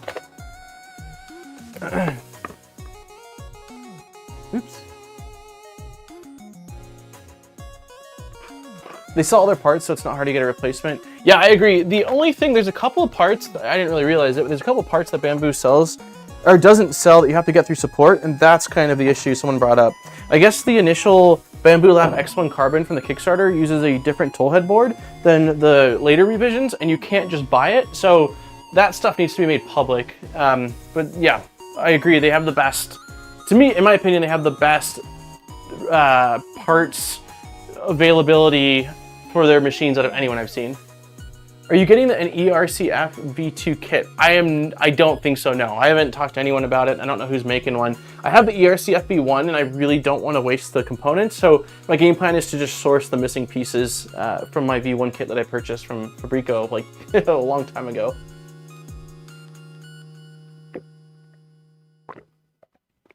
Okay, rails are on. Rails are in place. Next, we are going to be doing Y-axis. So let's start by getting these. I already took these out. We will go like this. I'm doing the mini, the mini E3EZ. That's the same board I just showed off, right, Justin? I don't know that that's the mini E3 Easy, but I think it's called just the SKR E3 Easy. Maybe, I didn't know they came out with a mini, unless maybe there's a different name for the same board.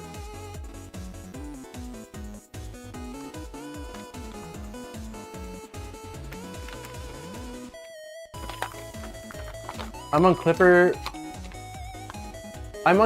What do I have to calibrate when I change your hot end?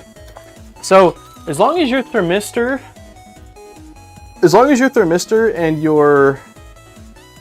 Yeah, as long as your thermistor is working correctly, then the only thing you have to do is a PID tune. So I would just type in Google Clipper PID tune, and there's a guide, I think 3D Print Beginner, that will, or you can just get it off of their official documentation, but it'll basically tell you the command to input, but you'll likely want to run it, depending on if you primarily print with PLA, I would run it for that. So I usually run it at like 220 on the hot end with the fans on like 80% cooling, roughly.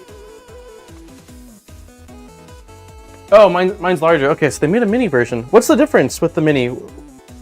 Less driver slots? Your CFP2, are you self-sourcing or you found a kit? Yeah, I think I answered that, but I purchased a V1 kit from Fabrico like a year and a half ago or so, and I purchased a couple of the Binky PCBs. Hey, Hobbyist Notes, thank you very much for becoming a member. I purchased a couple of the Binky PCBs from Chamois, so I've got that. So I just need to source the other components. So I think that I saw that there's maybe in the BOM like a section that shows like an upgrade path if you want to upgrade. So I'm gonna check for that. That's the plan. That's the next plan after this, is to do the ERCFB2. So hopefully in the next. We'll see. With the move, it's going to be interesting. But as I say, I'd like to start sourcing those parts that I'm going to need sooner than later, so that way they're here. They should allow the sale of it to accounts that bought on Kickstarter only. Yeah, I agree. I don't understand why they wouldn't want to make them available. Like it's confusing to me. Like maybe they just don't have a whole lot of them, so they don't want. I really don't know. I don't know. There's an SKR3 Easy and SKR3. There's an SKR3 Easy and an SKR E3 Easy board. Later being specific. Okay, so the one I have is the E3 Easy, but someone said there's a mini E3 as well. Mini for Ender 3 upgrades to fit. Okay, gotcha. Yeah, because the one I have is for the Ender 3, but it barely fits, and the micro SD card is not. The micro SD card is in harm's way, so maybe they made a different version of it that's slightly smaller.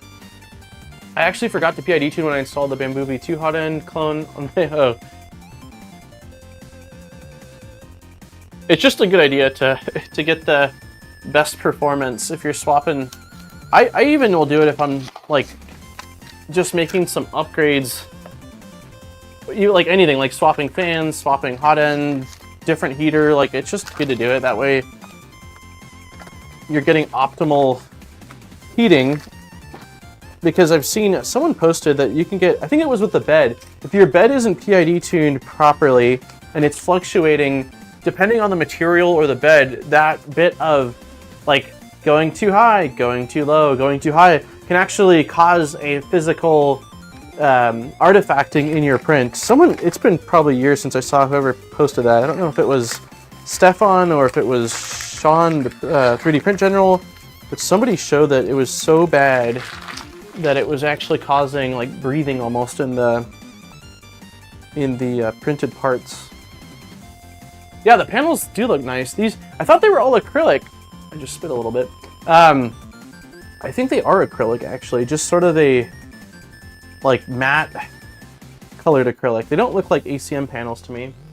ACM, I think usually you can see the layers. Oh, I realize that. I realize you guys can't actually see. The edge looks very much like acrylic to me. But I was anticipating. Actually, you know, I think the wrapper I've been throwing over there probably says what it is. But I was expecting it to be glossy, and I'm glad it's not. This will still show fingerprints, but a lot less than a glossy panel will. On your Y-stop printed piece, M3 tap the holes or the screws will split the plastic. Oh gosh.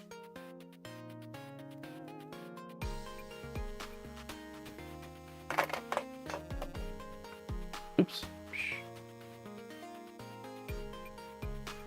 Okay, so for here, it's saying note the distinction between the panels. So the panels are mirrored. The only, oops, I didn't there's a little piece right here. Oh, okay, it was the CNC kitchen video. Gotcha. I have an SKR E3 V3, SKR, yeah, E3 V3 Mini. Gotcha. So that's not the easy one though. It has that one has the built-in T209s, right? So the only difference between these two is that one of them has a notch. Right here at the very top, you can see towards top left of the right one. And so that notch needs to go on the inside, it seems, let's see. Like that. Oops, dropped a part. I don't want to lose things. Also, let me see if I can see what it says on this paper I was crinkling up. Yeah, acrylic. It says acrylic on it. So it is acrylic, but I'm glad that it's not a glossy acrylic. Oh. All right, so note the distinction. We've done that. And now,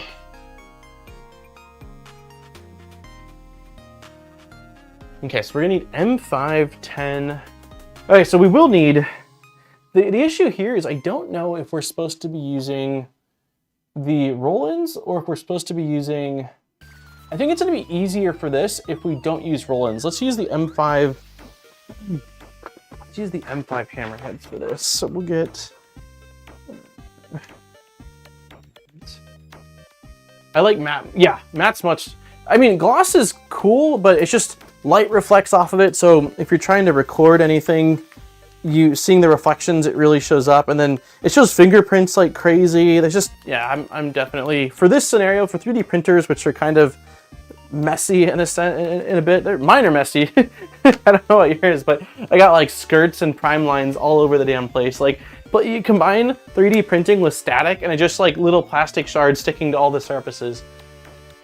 Okay, so we've got that, and then we were going with, what did I say, M510 button heads. M510.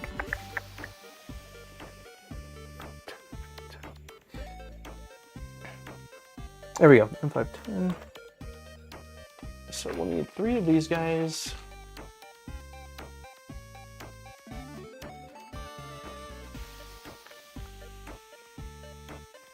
And then we are going to need, it says M5 silicone gaskets. So there's silicone gaskets, there we are. That's kind of nice to prevent you from damaging the acrylic. When you tighten it, it's not screw into acrylic, it's screw into silicone gasket that sort of helps sandwich it all together. Hey CS, gloss black also shows all the dust. Yes, yes, totally. Okay, why are we not?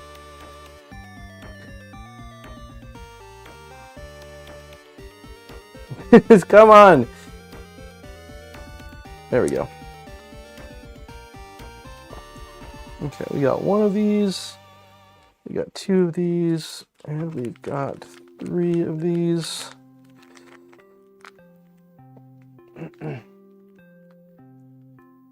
Put these back. Okay, so we are going to start, I'm actually going to remove these panels.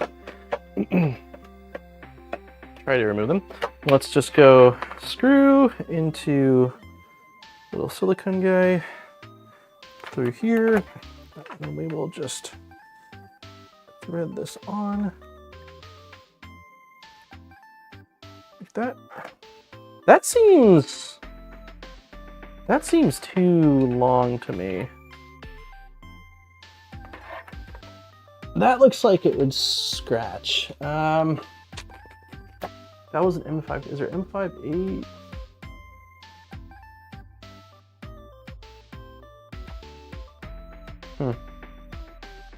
Okay, we'll go with it. I just think the screw sticks out the bottom enough to where I'm worried it's gonna go right into. I'm worried it's gonna bottom out, but we'll try it. I guess I mean, I don't plan on taking this off ever, but I just prefer not to scratch up the frames. There's a left and a right panel. Yeah, yep. I showed that a second ago. The only difference is that the right one The right one has an extra notch on it for the... Actually, I don't know what it's for. I imagine it's for wires. Does anyone know of a good seller for Polymaker in Europe? Is Polymaker not... You can't buy just from Polymaker directly in Europe? The only European vendors I really know of are either 3D Jake or 3DO.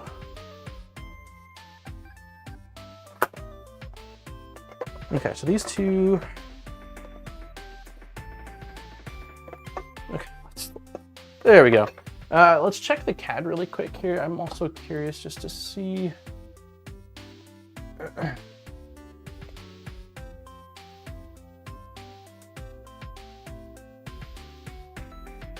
Okay, so it looks like you have it where the back of the panel butts up with this extrusion, so it favors the front. So that's what we'll do then. We'll have this all the way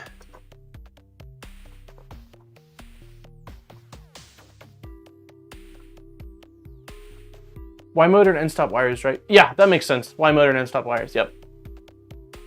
Okay, so all I did was I'm just pulling this all the way so that way this backs up against the extrusion based off what the CAD shows. And then let's make sure these drop in. This looks like it's already in.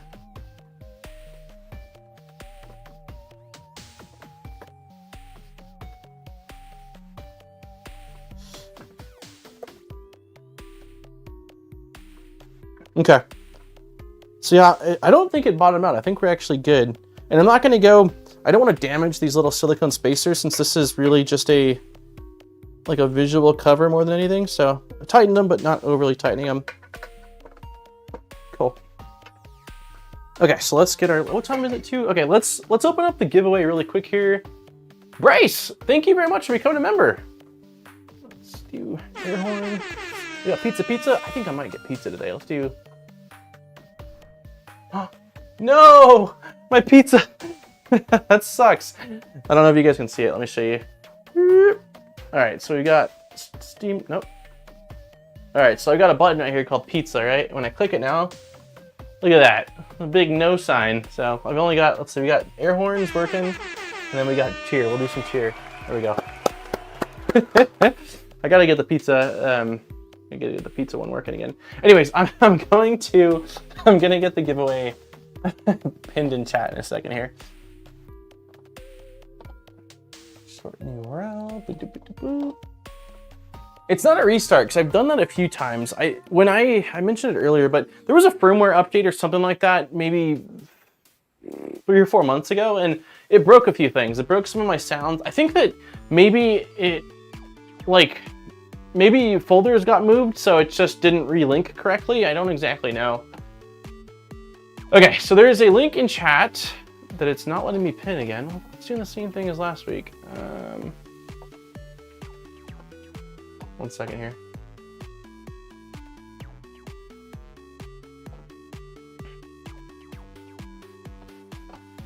We gotta refresh the stream, I think. Something's not working with this. There we go. Okay, so there's a form pin message. There we go. And if you fill that out, we are going to be giving away a spool of Polymaker filament in just a moment here. Also, if you have not, smack the like button. I heard it gives you good luck with the giveaway. All right, so let me get the chat popped out again.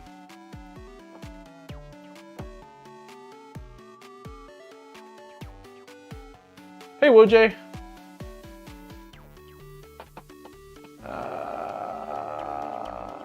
Where's the stream? There we go. There.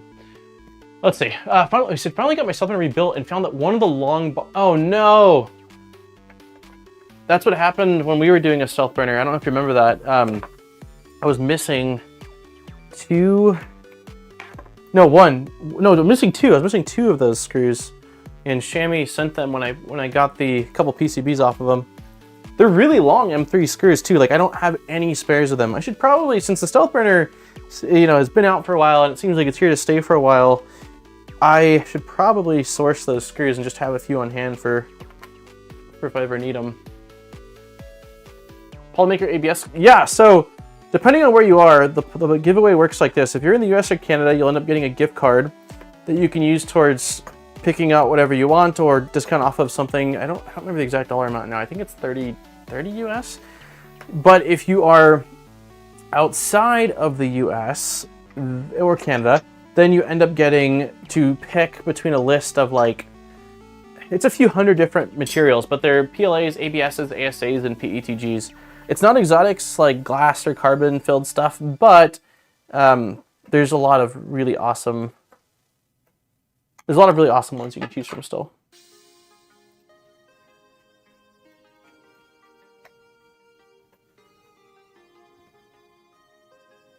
Okay, 35 US, 45 Canadian. Cool, thank you. They've changed it too. They're like M360s. Yeah, they're super long. They were definitely here just 12 hours ago. Maybe it got toddlered. Oh no. That's like my worst, not my worst fear, but it's definitely a fear of mine. Okay, so this one's got 2 bolts. We got one here, one here. This side's only got 1, and then we're going to be installing the cable chain mount. Cable chain mount is going here. So for this one, we also, let's see, the part we need looks like this. Look how pretty. This is the purple Galaxy ABS from Polymaker. These are all printed on the Creality K1. Once I did all that modding to it, it's printing pretty good. It's still not perfect. Like some of the prints are still like the first level could be a little bit closer because it's just really warped. But every single part for this build, other than the jigs, were printed out on that K1 Max, and so. Yeah, it's definitely, I mean, you can see some imperfections if you're looking at it down, but overall, I've been quite happy with it. But I'm not super happy with the printer. I don't think that you should have to do any of those things that I did with it, but I'm just saying that I'm at least happy I'm able to use it now. All right, so let's grab, looks like we need an end link of the cable chain. So we need, it looks like the inner link, which is this guy.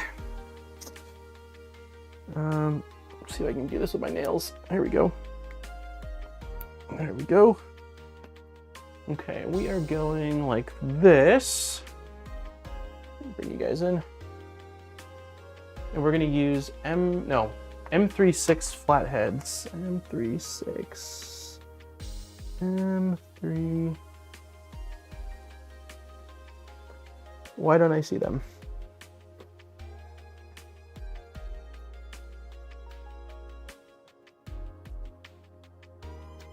I see M36 button heads. I see M430s. M36 flatheads. Yeah, I don't see them in this kit. I can use non-flatheads, but because of this, can't actually see that. Because of the shape of the cable chain, I'd rather use flatheads. What Z-hop are you using on the K1 you print ABS? It's the default Z-hop that's in Orca Slicer. I don't actually know. The greatest harm to the recipient is to give him a choice of so many filming. I agree. Hey, Mr. Izzy, big fan. Love your Voron Switchwire build. Thank you very much. Cheers. I appreciate that.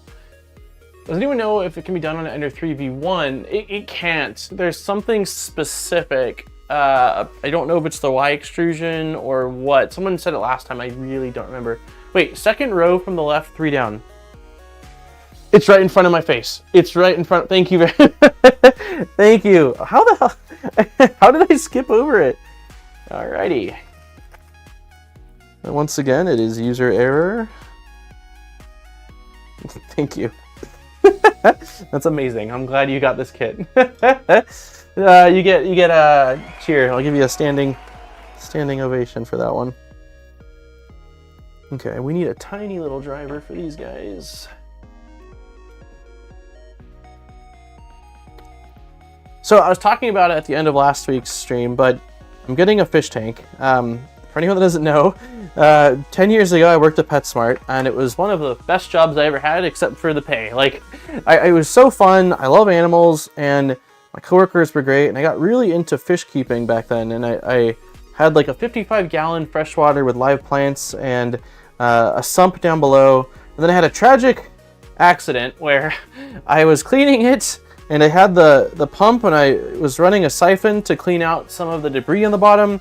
And I ran some errands, and me being a squirrel brain, I somehow didn't remove the vacuum, and I lost like 20 gallons of water out of that tank onto the carpet of my parents' room in my bedroom. And so it was a disaster. And basically at that point I was like, all right, I'm not doing fish again for a while. And I've been wanting to get back into fish keeping. We've just moved. We moved every couple of years. We lived in an apartment, then we moved to another apartment, then we moved to a condo, then this house. So now that we're going to be in this house for the foreseeable ever, I'm going to get back into it. And one of my coworkers got a all-in-one, just a small little 15-gallon with a bowed front, and I'm going to be getting one and starting with that. And I'm super excited. And I ran around on Friday to a local fish shop, 2 of them actually, and was just looking at some of their plants and stuff. So I'm crazy excited. I'm debating, once we get it all set up, if the tank's in my room, I might set up a fish cam for the stream so we can keep up to date on what's going on with the tank. It's gonna be fresh, it's gonna be friendly, community tank. It's probably gonna have a couple little Cory catfish, a couple tetras, I think, but they have pearl damios, which are really pretty small little guys I might get. So anyway, it's gonna be fun. I'm excited. So, and the reason why I'm telling you guys is because fish.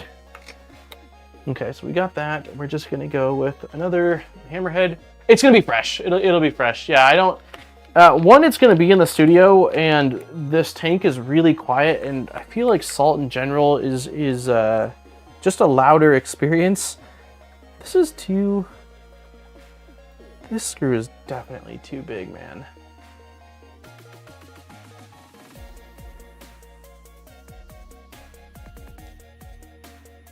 I don't think... Is there an M512? This one sticks out even further. I definitely think that's going to dig into there. I wish there was an M512. I think an M510 is going to be too short, but that's all we've got. We'll work with it. Yeah, won't be doing. Hey, Printer Prawn, how's it going? Might check Pekka right now. They're 50% off tank sales going. Oh, sick. There's one specific tank I'm getting because it's the one that my buddy's getting. I'll show you guys it real quick. Let's see. It's a 15-gallon. It has like a sump on the back of it, going all in one. It's a really cool tank. I've been watching a bunch of videos on it. Here it is. It's the Fluval Flex. So it's a small, relatively small 15-gallon tank, but it's got a bowed top to bottom front. It's got like this cool grid stuff to hide the water line, and then a blacked out back that has basically a sump in the back that you can add a heater to for tropical fish. So yeah, I'm pretty excited. One of the big things is that people have been saying that the noise is really low on this, and that's important to me because again, it'll be up in the studio, and for audio, if I have like a hang-on back filter, when the water drops in or the water gets a little lower, it gets really loud. So I'm keeping my fingers crossed this is a quiet setup. So we'll see. You guys will know because I will absolutely be showing you. I will absolutely be showing you it. Boat front tanks aren't great from an engineering perspective. They're pretty though. They're pretty. And I've read, this thing's been out for like 7 years, and I've already gone down the rabbit hole of reading in the fish forums and stuff, so I'm confident in its ability. But yeah, I think for large tanks, I have concerns with their sort of structural integrity. Checking what just happened.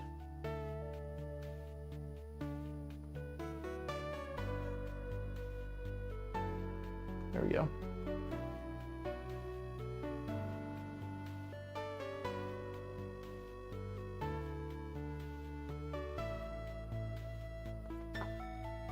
Oh. Okay, I was putting this in the wrong slot. I thought that this was supposed to go here, but it needs to go underneath there, so I probably should have... Okay, that makes a lot more sense. This makes a lot more sense now. The screw is a lot less long when it has to go through this as well, so cool. That makes sense. It goes through here, not on this guy. Rip Rap Firmware is up and running. Nice. What application are you using for the CAD view? This is Shaper 3D. I pay for it every year. Like I just got charged, I think it was $200 something for it, which makes me wish that I used CAD more, because when I originally signed up for it, I was like gung-ho on doing more CAD, and it just hasn't really happened. So hopefully I'll use it for some more projects soon here. But yeah, I really like the program a lot.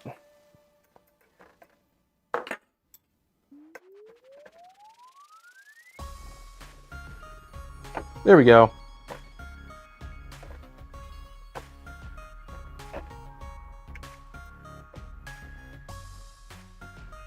Also, if you have not, there's 15 minutes left for the filament giveaway, so it's pinned in chat. It's your birthday! Well, happy birthday! Let's do air horn. I need some more sound effects. I need a birthday sound effect. I gotta get this all figured out. Where are you holding sharks in there? Man, I can't even begin to imagine the work that went into it. Oh, your big tank. Yeah, thank you, Justin. You're right. Don't worry, it's all held together with silicone. It will be just fine. Yeah, I actually... Hey, RH3D, someone was just talking about the NG. They were excited. They said that they didn't know about it until I mentioned it. Now they're going to be building one, so... yeah, so other funny story about the exact same tank is that... So, I worked at PetSmart at the time, and I was going to buy a tank, but I was like, let's just see like what's around, and I was using Craigslist a lot at that time. I was still selling, buying and repairing and like modding video game consoles, so I was using Craigslist all the time.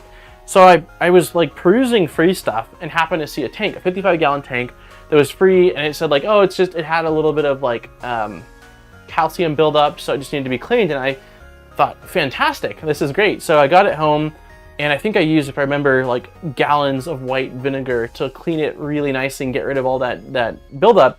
And so I did that, and I got the tank all put together, ran it through its like phase where it's, you know, you're sort of running the filter in the water and getting some bacteria buildup, and checking your pH and stuff before you actually populate the tank. And during that process, I remember there was like 2 small leaks in the seal. And so I had to go through the process of removing all the water that I had put in that tank, which 55 gallons, it was not a slow process. And then I remember I took a razor blade and had to cut through the silicone seal on all the sides, completely strip it down. And it was my first time ever using like a caulking gun and silicone. And so I was going through the process of like beating it, and it didn't look nearly that nice. I didn't do enough research. I had no idea what I was doing, but it was the most, based off of the time that went into it, it was the most expensive free fish tank ever. Going back, I would never, unless it's like a friend, like you know this person that kept fish and they're getting rid of or downsizing, I would never take a fish tank. I would never take a fish tank used ever, unless you're anticipating having to do that, because it was so much work. It was so much freaking work. Hey, nice. That's right. You're on a business trip. Just arrived in my room. Back on a business trip. I hope your business trip's going good. Sign up for the giveaway. Yes, it's pinned in chat. I'm looking at it right now. It's at the very top of chat. If you don't see it, you might need to refresh, but it is there. There's 12 minutes left on that.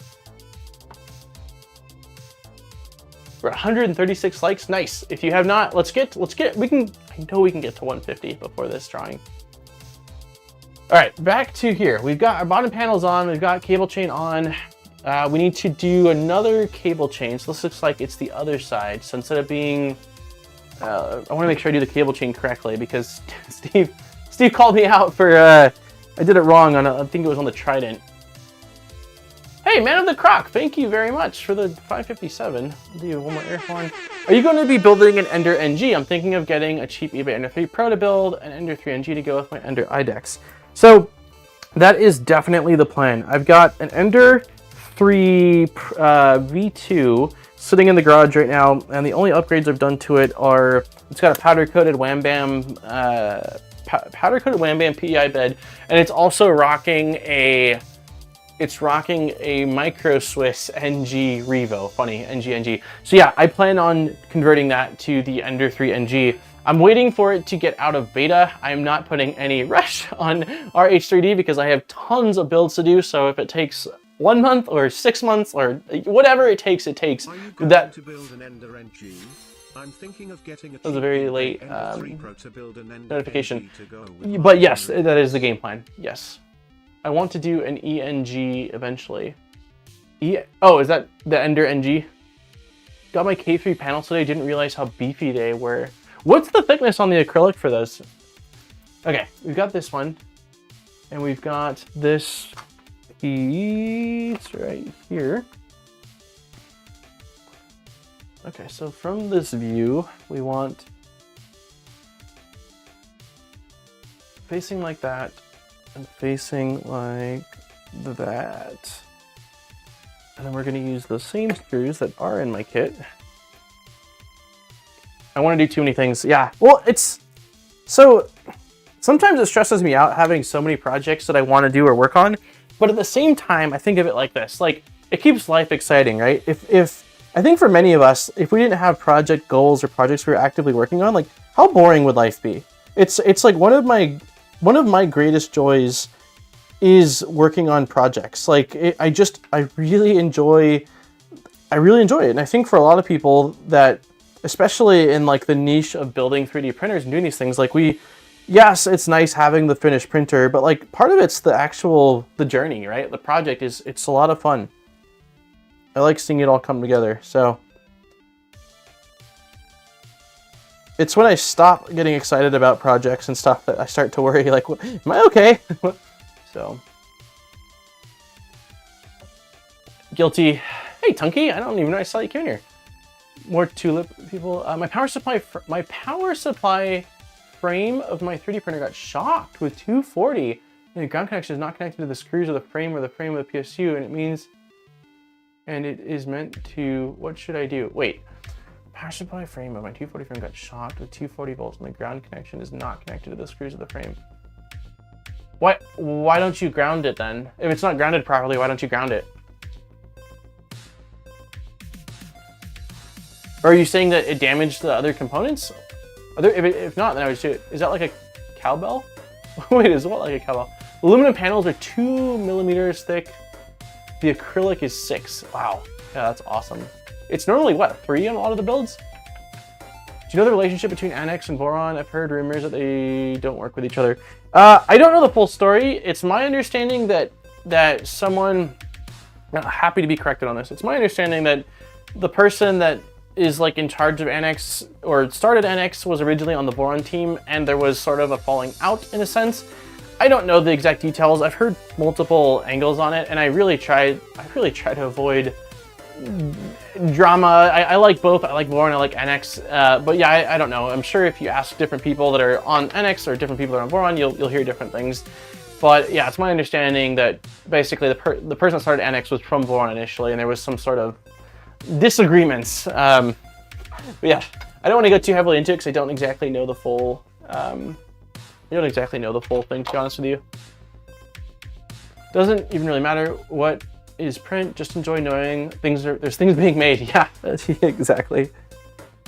Okay, so let's see. It looks like this is not the right piece for this. It looks. We know.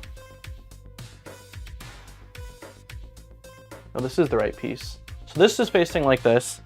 This guy is facing upwards. So these two heat inserts are going underneath here. They mate with each other. And then we need M3 8 socket heads, which I think we still have out. These are these guys. I finished my current 2.4 R2 build. I want to convert my old Tarantula printer into some kind of tiny Core XY. Nice. I know that, I'm so bad with names. Lee's workshop has been converting some bed slingers into Core XY printers. He's been doing a combination of, wait, why is this not, there we go. He's been doing a combination of using as much as he can from the bed slinger, and then a couple aluminum profiles have to be sourced, but then he's actually been CNCing out quite a bit of things, like the motor mounts and the like idler mounts and stuff like that. He's currently converting a pretty beefy bed slinger. Was it the Kaiwu 3? Yeah, if you're on Twitter, I would follow his stuff. Even on YouTube, he showed off his most recent one. It was really cool. Okay, so this is in place. Hey, Aaron, can I get you anything? I got water. I think I'm okay. I think I'm gonna hold out. I don't know. I'm definitely getting hungry. I was talking about pizza, but I did take a bunch of salmon out of the fridge, so I either need to make salmon today or tomorrow latest, so I think I'm okay. Thank you, though. I definitely prefer building printers in the general maintenance currently in the middle of a V0.2, just putting the belt on next, but put on the back runner as I've not been feeling well. Oh no. I hope you feel better. I feel like there's always something to improve on the design and new ideas coming, but I have to stop somewhere to finish the next version. So it'll take some time, but hopefully less than 6 months. Feature creep is real, or scope creep, right? Plus, I mean, again, this isn't your job. Like, this is something you're doing for fun, so I totally get it. Hey, BBs. Hey, if you have not BBs, get in on the giveaway. There's 5 minutes left. Yeah, Aaron got a big slab of salmon from Costco. So the plan was to make just baked salmon with, I think we're just gonna do it like the classic way with some garlic, some lemon, and some olive oil, maybe a little salt and pepper. And then I make a rice pilaf. So I just use, I get onion, I chop up the onion, and I do a little bit of olive oil. I cook the onion in the olive oil in a frying pan. Then I drop the white rice in the pan so it gets a little bit crispy. Then I pour chicken broth in it, soak it all up, and then usually some baked asparagus on the side, and it's so good. Hey, Reds 3D. I just had, oh, lox. God, I love lox. I love that stuff. Yeah, lox is something that my parents both did, but it was special occasions usually. Like, it was really special, usually like a birthday, they'd bring in, my mom would, the tradition of my family was you'd get happy birthday sung to you while you're in bed. And so on your birthday, like clockwork, every single year, they never missed it. And they would usually bring bagels and lox because me and my brother loved it so much. And then some kind of like a breakfast pastry type thing. Okay, so we need to attach both of these guys on. The thing I just want to double check in the CAD is that I get the orientation correct. So if I go to here, and I look at the bed, maybe underneath you, where so many, can I just right click and toggle, nope, hide, wait, nope. I wish there was a way where I can, maybe there is a shortcut, I don't know, but just to hide the active object. There we go. Boop. There we go. Okay, so if we're looking at this from the front, wait. Yes, if we're looking at this from the front, which we are currently not, spin this around. The fish wires. Yeah, so I love fish keeping and I love eating fish. This has been a fishy stream. All right, sweet. So we have got this. It is going on. So the side that's got this, if this is the front of the printer, it's on the left side. So this will go on like this, like so. And it looks like the entire thing connects with M3/8 socket heads. Yep, so we will grab more of these guys. I'm planning on going live hopefully tonight. Nice. I'm going to be working on the Kevin AK Sam Belted Z. Glad I see you are live. Sweet. Are you going live on YouTube or on Twitch? Have we done the Belted Z before? Can you compare the two at all? So this was actually, this printer was, we tore down a Belted Z to build this. If you go back to part 1 of this stream series, it was a Belted Z. I think the Belted Z mod is a fantastic one. We didn't do the, let me just loosely put these on for now, linear rails. So I was just rocking a single motor for Z, and I was doing V roller wheels, and I installed the clack ender, and it was pretty sweet. But I think that I would have rather had done linear rails. If I had done linear rails, I don't know that I would have done this full conversion to the Enderwire, but I think this will be a much nicer upgrade, having all linear rails and rocking the Core XC versus the roller wheels. Which one needs one? There we go, bottom right.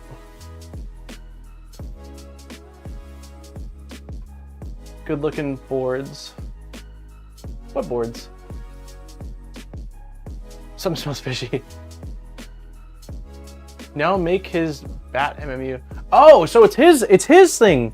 Okay, because I've been creeping on the ERCF Discord or channel for quite a long time, and I know that Kevin aka Sam has been talking about MMU stuff for a while, and I didn't realize it was a full MMU system. I kind of thought that it was. I'm getting some drag here. I don't think so. I thought that he was working on a buffer system, but I guess he's working on an MFU. So it's public. It's not in beta or private beta. I'll have to check it out. I really like Kevin aka Sam's mods. They're really well thought out. They're typically really affordable, which I like that they're accessible. Like the Switchwire mod's awesome, and I love this, but I totally understand that like the price difference. I think the parts it cost me to do the Kevin aka Sam mod was like $30 versus, you know, this is over $300. So it's quite different in terms of being accessible, because I get that not everyone can justify that. Okay, so we got one on. Let's grab the other one and get this one on. What? Oh, there we go. I was like, what's happening here? Okay. Wait.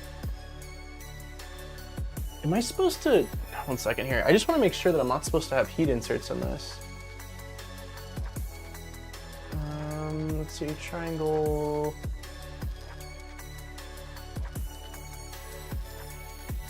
I don't see it. Okay. It looks like there's a section where maybe heat inserts were supposed to be, so I just want to make sure I didn't do something silly. Okay, so we're going to be doing the giveaway drawing. If you have not, this is your last chance. I'm putting 4 more bolts in, and then I'm closing the drawing up. We're going to be giving away a spool of Polymaker filament, and the giveaway form has been pinned in chat. So this is the final countdown. SIBOOR's instructions are missing heat inserts in a couple of pieces. Oh no. Is there supposed to be heat inserts in this? I don't know. Looks like back here potentially. If they are, that's going to be a nightmare once I have these on.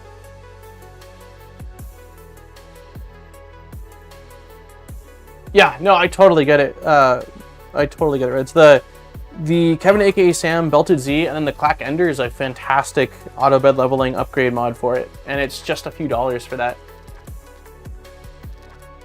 Okay, let me know. I don't think there is. I don't think there is supposed to be here. Don't turn into Steve. Close it and make them slackers wait.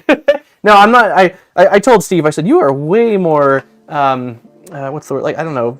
Kind. I'm like, I give everyone half an hour. You know, and ample warning. So yeah, as soon as these bolts are in, I'm closing that giveaway. The inserts are on the other part, I think. Okay. Yeah, no worries. Don't see anything about an MMU on his GitHub other than a filament cutter. Maybe it's a new thing, I don't know. I know I've seen him talking about, wow, this is twisting. This is starting to twist. It's been 2 years of abuse, and this is the one I use the most. But I might need to get another set of these drivers.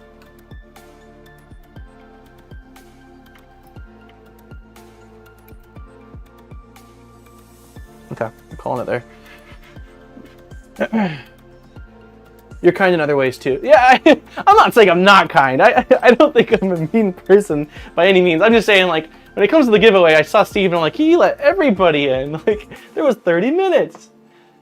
But yeah, but then I think with Steve, you have to be present to win, I'm pretty sure. And I don't make you wait, so. Okay, anyways, let's go ahead and remove this. Remove. And I have the LTT screwdriver and I love it. It's awesome. I just like these little drivers, being able to grab them. They're always right here, right behind me. Oh, okay, it's a beta. Gotcha. Okay, so let's, what the heck? Unpinned message. Okay, so we have in total, let's see, did we hit 150 likes? We did! Nobody said anything. We're at 155. Thank you very much, everybody. Okay, so we have got in total 152 entries. Let's download. We got more entries than likes. No, less entries than likes. That's impressive. Download responses, yes.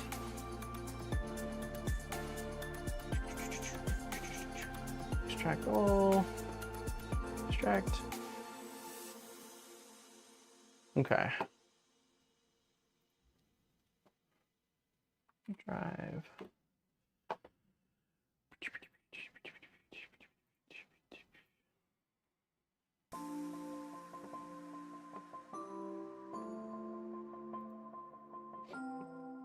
Okay, so there should be 100 and what did I say? 152.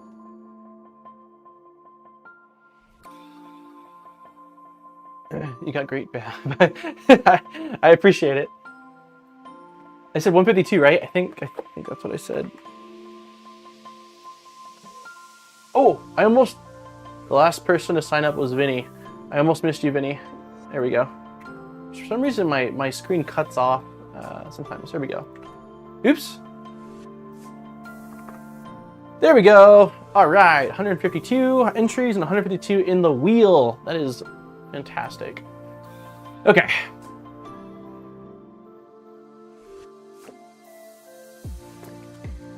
Hey Cody, how's the build going? Pretty good, pretty good. It's been smooth sailing today. We got our Y rails. Nope, we got our Y and Z rails on. We got our bottom panels on, and hopefully we'll make a little more progress here in this final hour here. But it's going good. It's starting to slowly come together at a Modbot stream pace. So, okay, it is the 10th. I think I'm just gonna go with 10 shuffles here. Yeah, for anybody who is new, I know most people are used to how these work, but you will get an email from me and you'll need to fill out a form, and depending on where you're at, you'll either get a gift card or you will get to choose a spool of filament from a list. I don't know what the average timeline is on a reply right now, but I would say if you haven't heard back in 2 weeks, feel free to ping me, but I think that seems like a pretty reasonable time, hopefully sooner, but yeah, if you haven't heard anything back from Polymaker in 2 weeks, please ping me so that way I can raise that with them or reach out to them. And yeah, massive thanks to Polymaker for letting us do this. Polymaker is awesome. I love their filament. This build is using their teal and purple Galaxy ABS, and if you have not used their filament, there's a link in the description where you can do so, and it also does support the channel. So, all right, let's do this. I'm gonna do 10 shuffles for the 10th. 1, 2, 3, 4, 5, 6, 7, 8, 9, and 10. Alrighty, good luck, everybody. In 3, you turned 25 today? Oh, okay, I'm gonna do it. We're gonna just, we're holding out. That was 10, so 11, 12, 13, 14, 15, 16, 17, 18, 19, 20, 21, 22, 23, 24, 25. Maybe birthday people should be able to call the shuffles, but then I feel like people are gonna be faking their birthdays. So how do I verify that it's actually so? Anyways, here we go. 3, 2, 1. Good luck, everyone.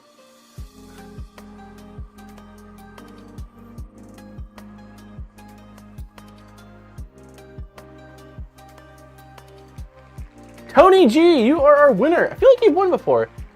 I'm almost positive you have. Let's go air horn. Congratulations, Tony. I don't know if you have actually. Maybe it was a different Tony, but I feel like it was you. But it might have been Tony MFG potentially. But congratulations, Tony. I will send you an email later today, and if you're in the States, then you'll get a gift card, and if you're outside of the States, then you'll get to pick a spool of filament. So, congratulations. Yeah, Wojak, you were close. I can never tell if it's going to roll over or not, so I don't really know until it pops up who our winner is. Okay, let's get back to it so we can make some more progress here. So we've got, next up, we are installing a limit switch, and that's the one that you recommended. I actually drill out those holes a little bit. So let's see. Yeah, I might clear them out with a reamer. I think I've got an M3 reamer. The thing I'm not certain of though is, does this end stop, is this us reusing an end stop, or is this part of the kit? That I don't know.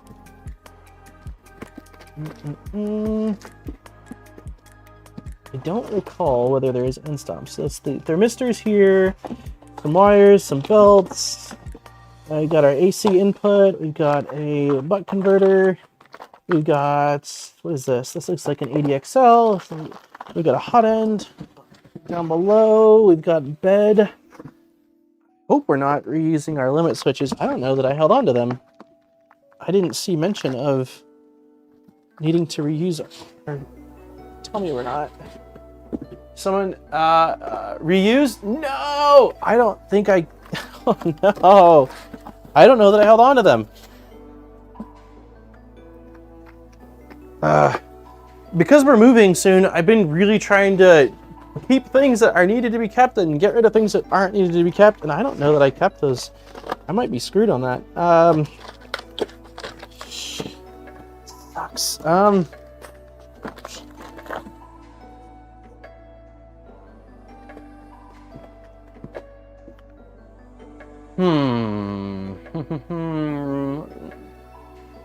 You ever use the 2 switches? I'm planning on using both. Yeah, unless I threw it. Let's see. Oops, sorry.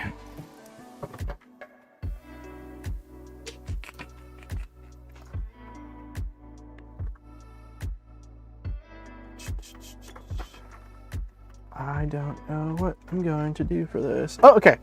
Okay, so I've got... Are the X and Y... Does anyone know if the X and Y PCBs are the same? So I've got the X. I don't think I kept the Y. I don't believe that made it. But I can probably steal one. I can probably steal one off of the other Ender in the garage when it comes time to it. Okay, they're the same. Okay, so I've got one for now. I'll have to do some digging for the second one, but yeah, let's start with this. We'll cross that bridge. For some reason, I thought that it came with new limit switches. So, you moving to a new house, modified stream schedule? I don't know yet. I'm not exactly sure. My goal is to just keep streaming as if we were not moving, but is that realistic? I don't know. Because we have that 30-day overlap, I plan on moving this room in pieces, and the last piece of that being the stream PC. So like this room is probably going to be pretty empty. Like I'll clear out the closet. There won't be stuff behind me, but I'll leave this and see. It depends on like how the internet gets set up over there and stuff. But yeah, I'll let you guys know when I know. But as of right now, I don't really know what's going to happen regarding schedule and all that. So, but when I do know, I'll let you know. Okay, so this needs to be reamed, and then Steve, another good Steve recommendation was a set of reamers. Yeah, I would like to not miss a stream since we only do one. This is M4. Since we only do one stream per week, I hate missing a stream. It makes it feel like an eternity since I've seen everybody. All right, this is a 3. Will we get the audio tour? I can do my best to, yeah, I can do my best to give you guys a tour. It's gonna take a while to get everything set up because the new studio is I think twice the size of this studio, and I don't know, so the background's changing a bit for sure. It's gonna be very similar, but I'm getting rid of this guy and this guy. They're going somewhere else, and it's gonna be, I think are they called Billy? Is what we decided, the Billy, they kind of look like this all the way across with like a butcher block, and then there's going to be 3 of these instead of 2, but they'll be long ways. So it'll look very similar, but slightly different. I just don't know if I'm going to be building a second set like right next to it so I can work on a video at the same time. So I'm not sure. It's going to be probably a very long process of sort of figuring, I don't like that, and this is working, this is not. So, but yeah, I'm happy to show you guys full transparency on anything. If you want to see it, I will show what it looks like. Alex drawers, that's what they're called. Not Billy. Billy's the bookcase. Wow, this is definitely a tight, this is definitely kind of tight. But this is supposed to self-tap, isn't it? So I don't know that I want to go all the way.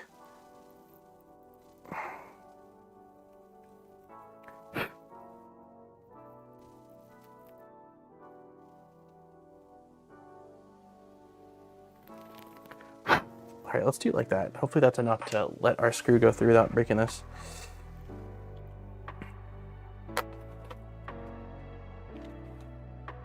A bigger neon sign.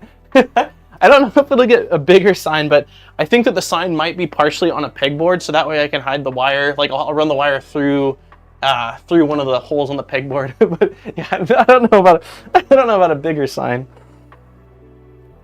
I told Aaron that I really wanted to build a like full-size Modbot robot, like the Modbot mascot, and then basically have him with like clear eyes, like maybe in PTG with lights behind them. So he was kind of like standing there doing the thumbs up, or no, is it piece or thumbs? I think it's thumbs up in the model I have. But we'll see if that ends up happening. It sounds like a pretty ambitious project and one that's going to be real heavy. Okay, let's see if we can get this through. Okay, this is working, I think.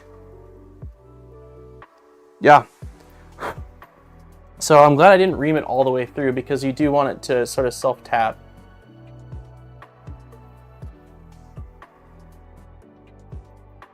Don't tighten the screws all the way. The opening isn't quite big enough. Wait, what? Don't tighten the screw all the way. The opening isn't quite big enough for all the through-hole solder joints. Oh. Yeah, I see what you're saying. Okay. So this part, there's through-hole components on here, right? So on the back side of this PCB, they're sticking out a bit.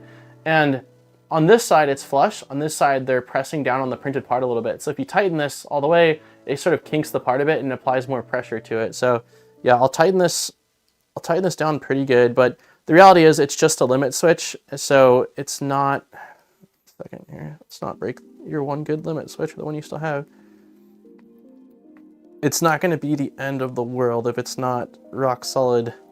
I mean, you don't want it to have play. Okay, it is cracking that part.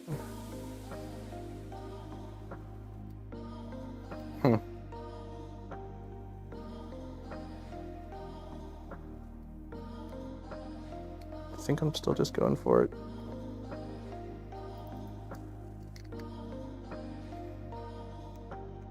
Yeah, this part could definitely be better. I don't know if I'm going to use this. So there's still, like, that's too much play in my opinion. I'm going to tighten it a little bit more with these screws, and if it ends up cracking the part, I'll swap it. Swap it out. But I don't like that there's up and down play.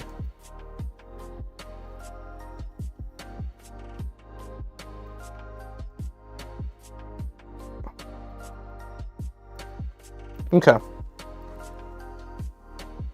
So it seems like it's just this corner that really doesn't fit in there. Forward back is the important part in line with the switch that needs to, yeah, I agree. It's got a little bit of wobble and it's slightly offset. Kind of jank. That should be revised. But it's okay. I've got some stress marks. You can see a little white stress mark on there, but again, it's the Y switch, so it's not going to affect anything. Time check. Yeah, yep. I've got 40 minutes left. We need to be at the facility before 5, so if we leave it at 4, we'll have plenty of time. But yeah, I don't want to get there right when they're closing either, so. Interesting. Yeah, I don't like that. It'd be really easy to just slightly revise that pocket on this part. Are the pins on the back of the board hitting the mount? I would say yes. I think that's a... I can't tell if they're hitting it or if I mean, they have to be hitting it. You can see, like, you can kind of see, hopefully on camera, that this is slightly lifted, and that's because of the through holes on the back of here.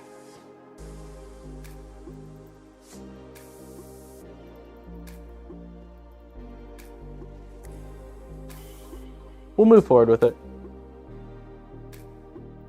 But I think that's something that should be fixed. Okay.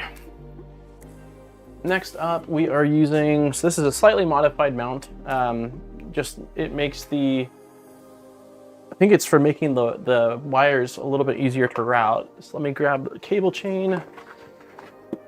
This is going to be the inside portion. So this guy, Dremel time. I guess you could Dremel off, or you know what? You could just get probably flush cutters. I don't know how the back looks as far as the, you could even possibly get flush cutters and shorten the legs a little bit. I hit mine with a heat gun and pressed the switch in. Oh, interesting.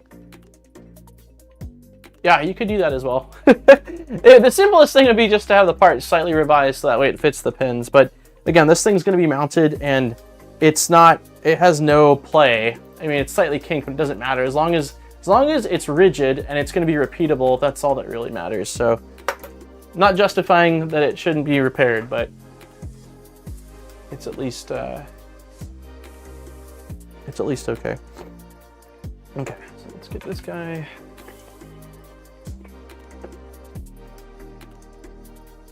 Yeah, I've used flush cutters before for similar things, and they work really well.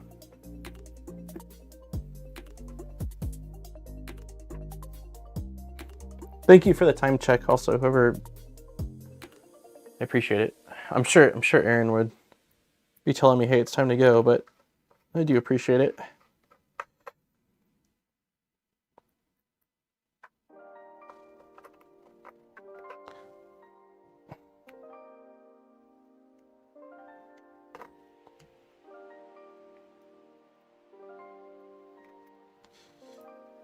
Okay. Man, it's slightly it's slightly not straight, and it's driving me. There we go. I'm looking at the side of the part with this, and it was slightly crooked, and it's driving me a little crazy. Flush cutters are also amazing for stubborn.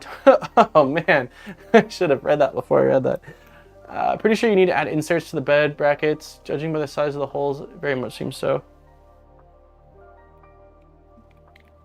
Wait, what? On here, these are M4s that go through it, and there's nuts on the bottom, if I remember correctly. We'll see in just a second, though. So for the Y switch, it is going on. This is the front, back left. That's not right. It's like the way it's floating, but yeah, back left. So we will.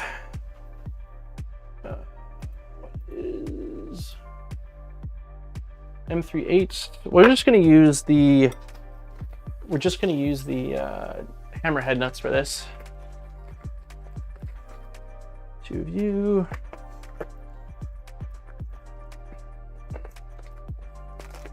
I think SIBOOR has that fixed, but they moved the X end stop on the other side of the X carriage. Wait, what? Did you print the Dark Dog or SIBOOR STLs? These are all from SIBOOR.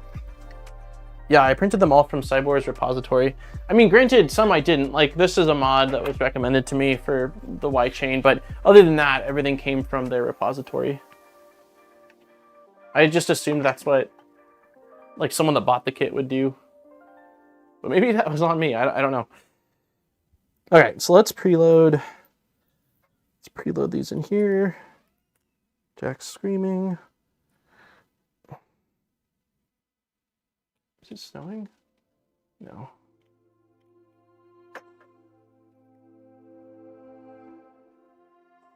Bluetooth end stop? Yeah. It's our Buzz Lightyear end stop. He's saying to infinity. Yeah.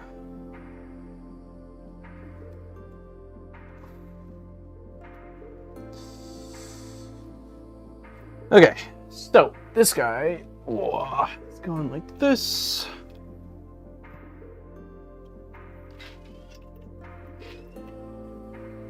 And it looks like it just aligns with the rail.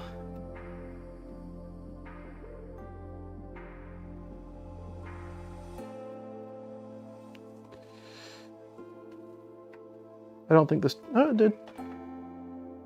Okay, that one's in. And that one is in.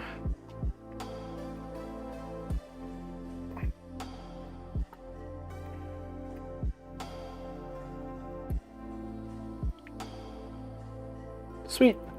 And this should probably hit this. Oh, yeah, if I took out, there's a stopper here, but this should hit this. There we go. Switch is engaging. Have to go, good hangout. Have a good rest of the day. Hey, thanks for hanging out, GPs. Have a great rest of your Wednesday. Don't tighten down the end stop completely yet. You'll adjust it. Oh, I didn't see that. That's all right. Super late today. Happy Wednesday. Hey, Alan. Happy Wednesday. Better late than never. The holes on the far side. The holes on the far side match an insert on the opposite near side.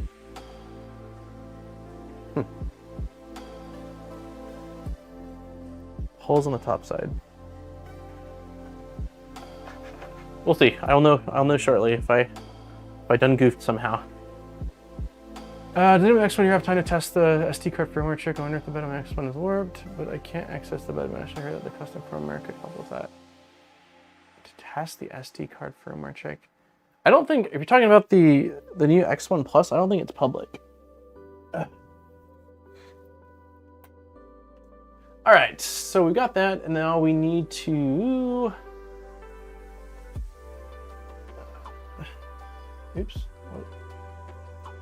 Where did... What happened?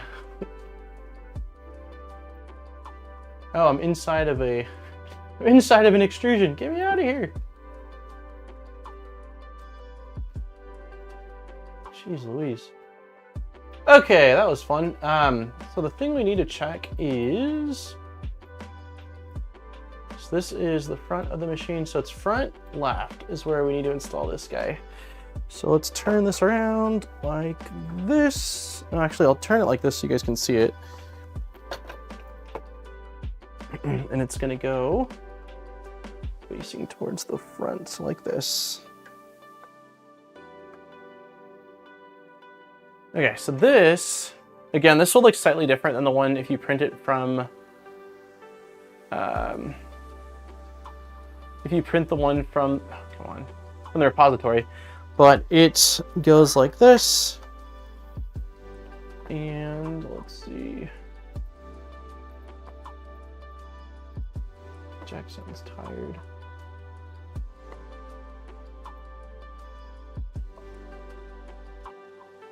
Yeah, so here's the cable chain mount. Remove the mounting bolt to make disassembly. So it's just all it is a moved bolt. The bolt's higher up. So it should use the exact same stuff. So an M310 socket head and an M3. For this one, yeah, for this one I'll use a hammerhead as well. It's the linear rails that I really want to use the it's the linear rails that I really want to use the roll-ins. Is there an M310 in this kit? That's M310. Oh, it says socket head. Okay, so we'll use a socket head. Yeah. 310 socket head. Shows a button head, but it says socket head, and I don't see any button heads in this kit for M310s. I'm gonna head out. Have a good night. Hey, have a great night with Jack.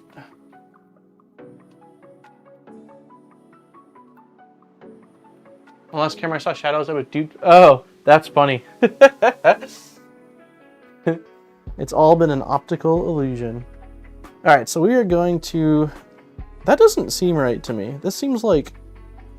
This is incorrect. There's no way. This is supposed to be an M5.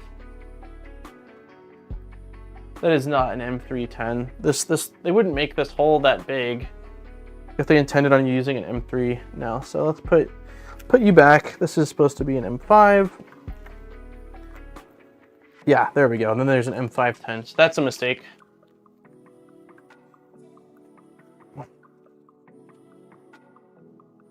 This should fit perfectly. There we go. It makes a lot more sense. Like, why did they create such a large hole for an M3? It goes like that. And then I said we want it facing, yeah, facing the.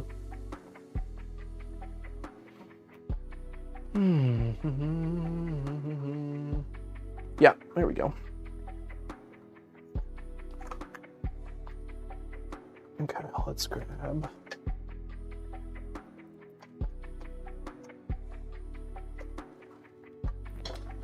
Okay, that is in. Gotcha. So all they did, let me turn it. By raising this up, it just makes it where it's easier to get your driver in versus if it was down below. So it's a super small change like this mod, but it's still nice in case you ever need to take it off. I just came back and see that I won. Hey, Tony. I am Tony. Yes, I knew it. Okay, sick. Congratulations, Tony. I was like, Tony G sounds so familiar, but I was like, I swear it was Tony MFG. Perfect. congratulations. And yeah, I will send you an email then probably tonight. We're going to the doctor's after this to get Aaron's wrist looked at. So for some reason it takes till tomorrow. I apologize, but my goal is to get your email out tonight. Jen, have a wonderful night. Thank you for hanging out. Go to start working on the FDL3 board this weekend, I think. I'll have to let you know how it goes. Nice, yeah, let me know. Let me know. I need to source the last bit of parts for that, and I ordered enough to send Steve most of the components for it, so I need to get those mailed out. I told him I'd do it before we move, and it's coming up really soon here. Okay, so we've got this, we got this. Now we are doing our Y-axis motor. So we got 30 minutes left, right? Yeah. All right. So I'm using this motor, which is from a different printer because I don't have the extruder motor. This printer is running was running the Micro Swiss NG, and that's the motor I'd want to use because the Y motor is just really small on the Ender 3. So this is a slightly beefier motor. So we'll start by removing this. We'll remove the pulley, and we'll see if this came with pulleys. It looks like it did. So we're going to be using their pulleys instead of the ones on here. So let's start with.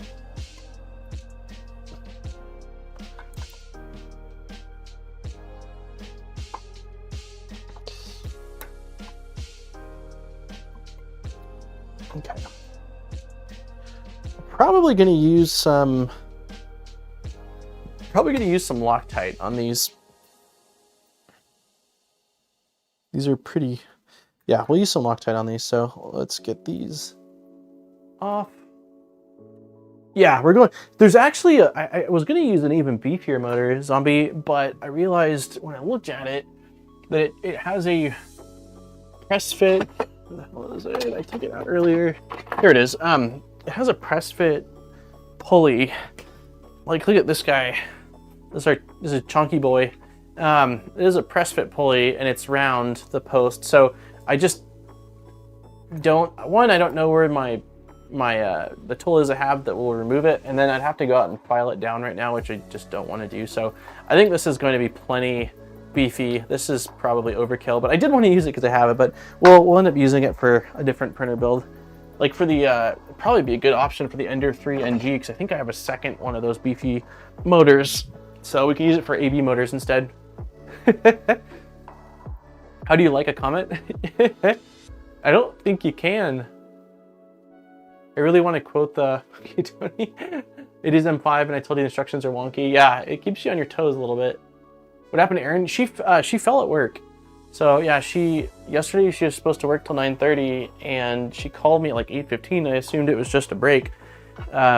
But she said that she had fallen, she slipped and fell on her like wrist or arm, forearm, and it was in pain. And so she came home last night and iced it, took some Tylenol, and it's only gotten worse. So she is going to get it looked at to make sure it's not, I mean, we don't think it's a break. I think it's probably a sprain.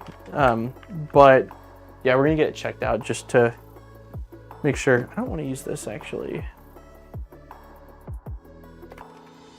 Yeah, she's been hurting. She said like when she went to bed, it was like a 6 on the pain scale, and she woke up, it was like a 9. So it's not gotten better, which is not good. So.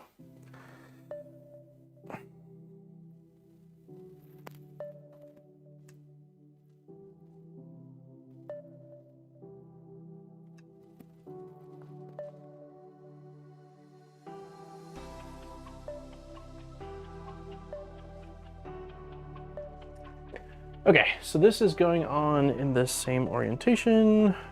Let's align. So for anyone there's usually a flat portion on the motor shaft, and you want to make sure one of the set screws is lined up with that.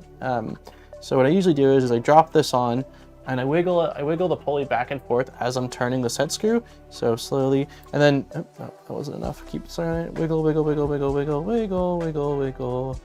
There we go. So now it can still slide up and down, so I can adjust the height, but it can't wiggle off of that flat spot. So I know guaranteed that at least one, and that's just to make sure you've got the best possible bite onto the motor shaft, versus if you didn't do that and you bit into it on the smooth portions of it, you don't make as much surface contact with the set screw, since you'd only be getting a portion of it. So I always try to do that. And so far, knock on quartz, I haven't had really big issues with slipping on my motors. Okay, so this is saying there was no jig as far as I'm aware, but this is saying we want 8.5 millimeters from the flat portion of the motor to the bottom portion of the pulley. So I'm just going to grab a ruler and I'm just going to do my best. That's all I'm going to do.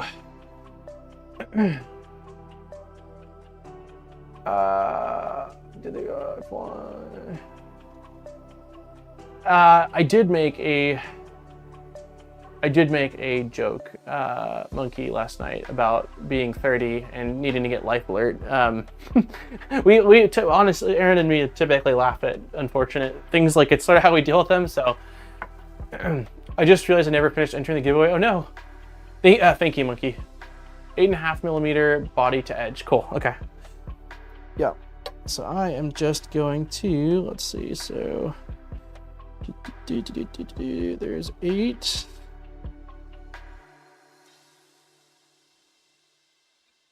Looks pretty good. Can we get this tightened down? Okay, let's see if that didn't wiggle. Oh, that feels pretty good. So it's 2 millimeters from the body to the post here. And so that should be 6.5. And we've got 6 and nearly a half. It's pretty damn close. Alan, thank you very much. You didn't have to do that, man. It's because it's work related. We're going to like a place that her work is sending her to, but I really appreciate that. You certainly didn't have to do that. Thank you. Yeah, thank you, Alan. It sounds like a hairline fracture. Yeah, I don't know. Oh, I was confused to the benefits. Of course, see, the Z movements are never fast enough to benefit, and the Y-axis is the bottleneck on mine. Yeah, I mean, so you can Z-hop quicker, you can home quicker, but I get that that's a small thing in the grand scheme of things. You also don't have the weight having to go up and down on the X-axis. They're both stationary, so your sort of like center of mass drops a bit. But in all honesty, I think that you'd get much of the benefit of a Core XZ from just doing a belted Z, because you're getting rid of the lead screws at least, which means that you shouldn't have any issues from bent lead screws or anything that you can get like Z artifacting.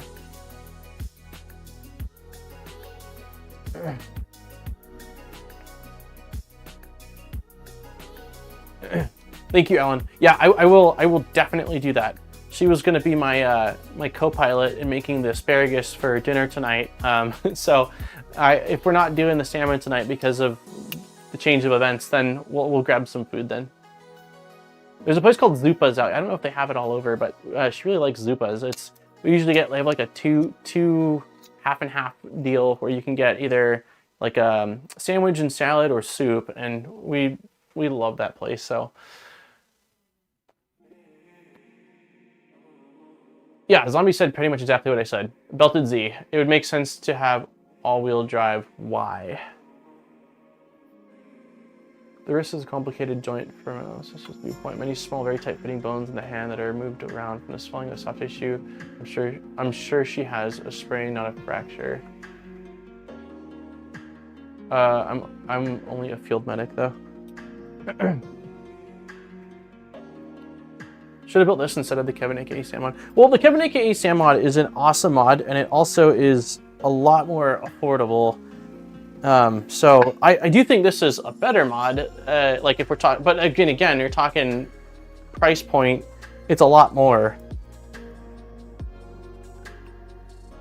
But I think that for, you know, again, if you're picking up an Ender 3 and you're like, man, I'd like to improve performance a little bit, and you don't need, you don't care about going all the way to like a Switchwire conversion, the Clack Ender with the belted Z is a really nice upgrade. I was tempted to do a build like this with my 2 Y motors and a thick fixed bed. Wait, what? I was tempted to do a build like this with 2 Y motors and a thick fixed bed. Huh.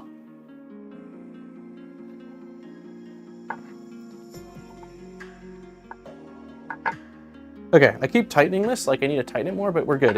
We're beyond good. Also, strongly recommend anytime you use Loctite and you're done with it, throw it in the trash like this. Last time I didn't do that and I didn't realize that, and I set an ABS part on it and it started to eat away at the ABS because ABS has a chemical reaction to styrene, or at least, I'm sorry, Loctite has a chemical reaction to ABS or ASA, and it will completely make the part brittle and fall apart. So definitely get rid of Loctite when you're not using it. So we're using a mod for this. We are using this mod for it. Mount oversized Y motor on Ender. So I think it uses the exact same parts. Let's see, for Dark Dog. 48, yes. Mirror image. Okay, I think we're using the same parts. The one thing I'm curious about is which direction should the plug, oops, why does this keep happening to me? I don't understand. I keep ending up inside of the printer. What is, oh, you guys can, yeah, you guys can see what's happening. I was like, can you guys see what's happening here? Okay, so the thing I'm not sure of is for the connector. Okay, connector needs to go face up, I would think. Either face up. Let's see, how is it on my Switchwire? Oh, Switchwire is facing, Switchwire Y belt path is completely different than the way this goes. The deck has a hole for the wires near the limit switch. Okay, so face, I still don't know what, as far as direction goes. I mean, not bottom. So should it be here then, in the front? That way, probably the front. Oh, there we go. Yeah. Okay, so it goes straight out from here into there. Cool. We use the Queen's English around here. It's use the Permatex stuff. It's more, I haven't heard of Permatex stuff. The Loctite paste is super handy, doesn't make any mess.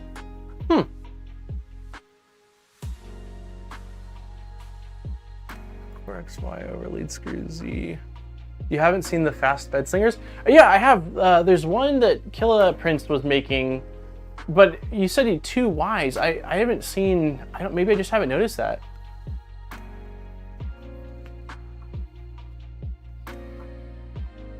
Okay, so we're going up, and this needs to go. Okay, so this is down then, it seems like. So this is top. Make sure the motor is oriented as shown. Oh, here we go. Make sure the motor is oriented as shown. So it looks to me, so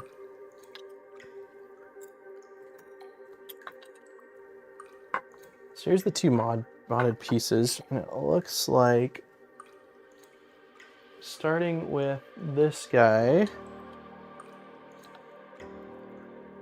and we've got, if it's like this, then this should be forward. This seems right. Wait.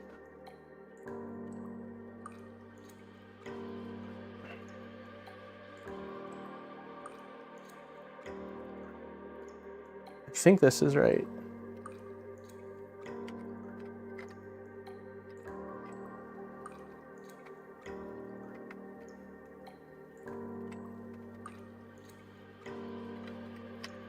I actually don't think this is right, because this would have it like this. So if we're having them go straight in, then we want it, this has to be the right way.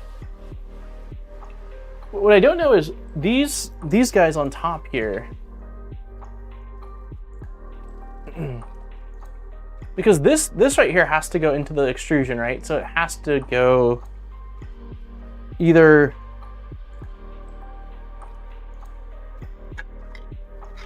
what are these heat inserts for?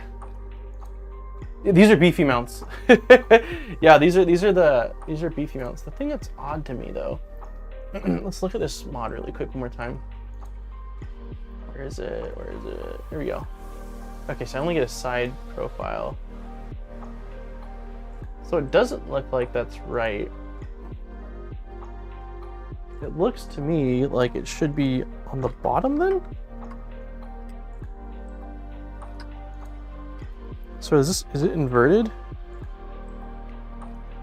Ooh, okay. Yeah. This seems right.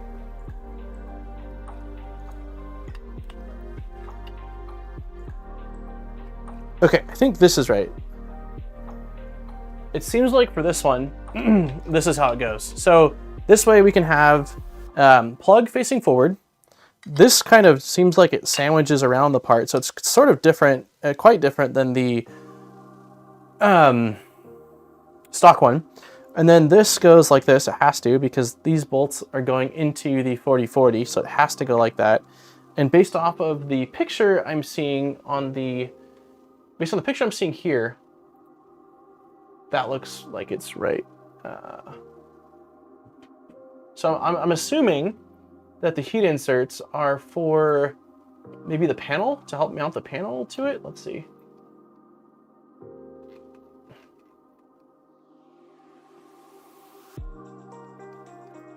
There we go. There we go. There's our heat inserts. So they do need to go down.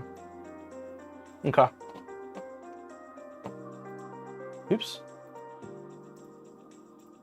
Okay, so we need M340 socket heads for this. Hopefully it uses the same hardware. I think it does. M340, here we go. Someone says, okay, 15 minutes left is what we got. All right, perfect. That thing ain't going nowhere. Yeah, this thing, it's super, super beefy. It's an upgrade. Raheem recommended this one. So I said, what the heck? Normally I don't do mods before building something stock, but he sort of explained to me like this whole thing is sort of a mod. And I'm like, yeah, you're kind of right. This seems like it's too long.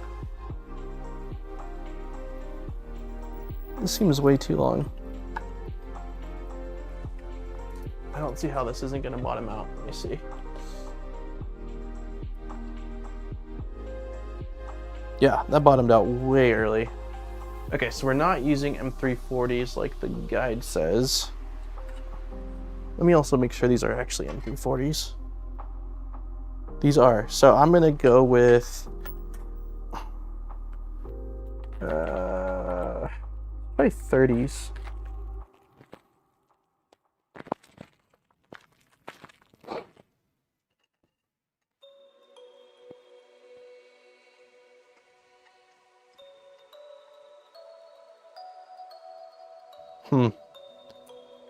It sticks out a little bit. I would ideally like M335s, which is, of course, the one we don't have.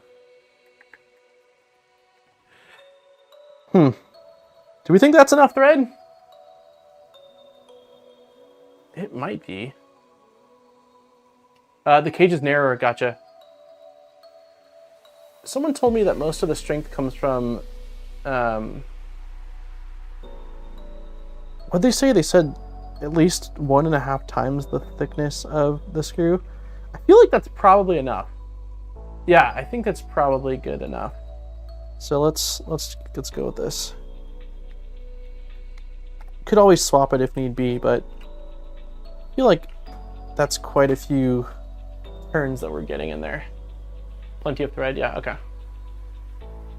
Yeah, someone recently told me that like you don't need, I can't remember what the exact thing was. It was something about the width of the screw as long as you have 1.5 of that in thread length. That might not be exactly right, but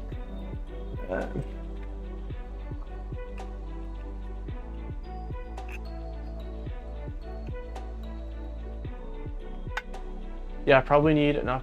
Probably enough thread since there's 4 of them. Yeah, if for some reason it becomes an issue, I will get M335s. I might have them somewhere. I don't doubt that I do, but I just don't know where they're at right now. It's 1.5 times. Okay, that's what I thought. Yes, I was right. I think that's what I said, right? 1.5 times the thickness, which is what I'm pretty sure that's what we had here. So.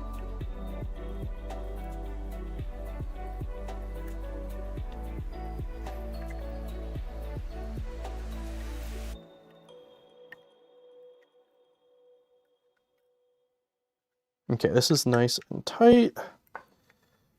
Oh, looks good. Okay, so the next thing we need is a spacer. there is a, since we have the Ender 3 V2, we need a spacer. So we are going to install that.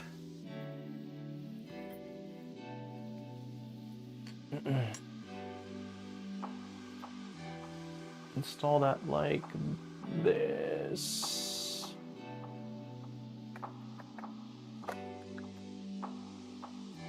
Is that right? Oh, shit. So the one thing I'm not certain of is because we're using a different Y mode, your inner piece is backwards. You're saying this is backwards, right? On this it shows it coming, on the guide it shows it going this way with these little stubs sticking towards it. But I wonder if that's going to be an issue since we're not using the same Y mount. I also printed out, oh no, what did I do? Oh yeah, so I also printed out the spacer that came with the mod, so I think I'll just use this one. It doesn't have those little guys sticking out at all. Hey Viking, I've got a lots of 35 millimeters if you need some. If I end up needing it, fine. I don't have any, then I'll definitely take you up on that. I'm old. Automotive. Happy Wednesday, Viking. Yeah, we'll just use this instead.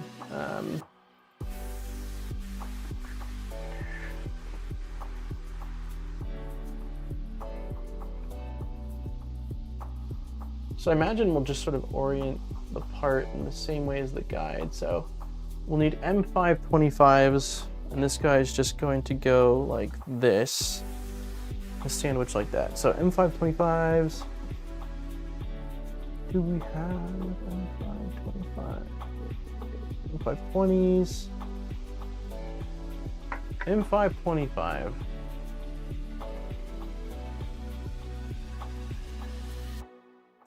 I don't see M525s.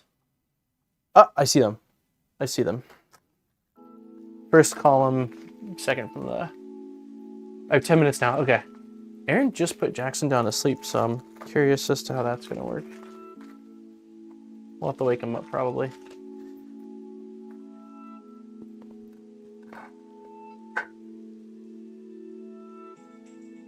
Oh, did I? Okay, this is kind of funny, or funky. I guess more than funny, is getting these in here is awkward. You kind of have to... Do you have to do it before?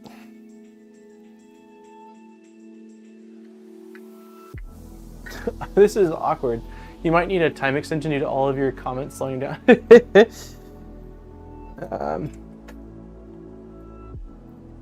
Yeah, this is sort of awkward. Getting it in the bottom two isn't so difficult, but I almost feel like... Oh! Yeah, this is weird.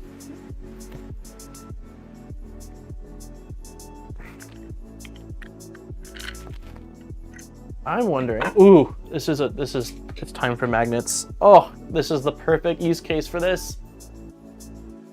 Yeah, my mount is different. This is a mod that was recommended to me. I think this magnet will help, maybe.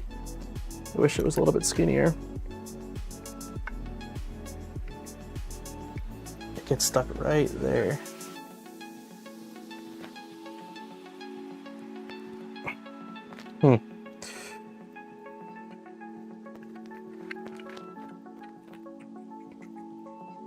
Yeah, I think it's gonna be easiest to undo.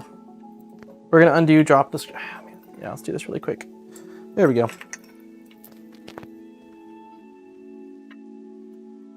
I'd rather not remove the pulley just because I've got it measured exactly right. And it's gonna be difficult to measure it again unless we take everything off. So I think it's easier just to remove these 4 screws.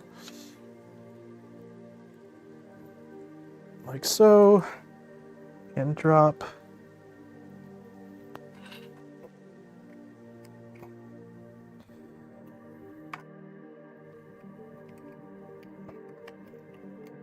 There's one. This one's gonna, oh yeah, this one's impossible. The other one was actually blocked by the motor, so you have to, looks like you have to insert these. That's a problem. Doesn't look like there's enough.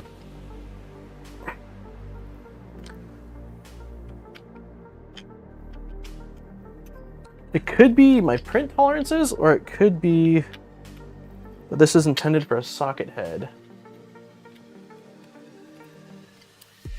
But it does not fit. Let me see if I've got, where the heck would I put a socket head? M525. I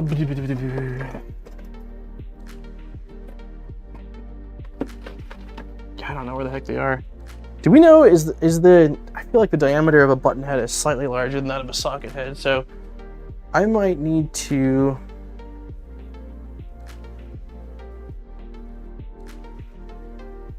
I'm gonna have to find an, these are M5 by 10 millimeters.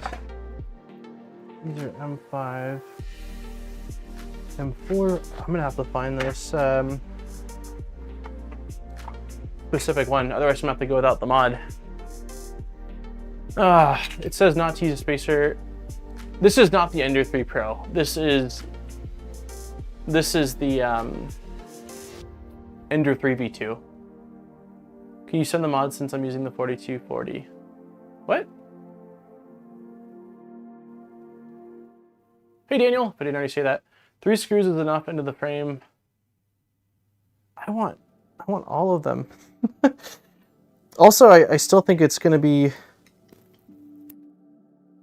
super frustrating.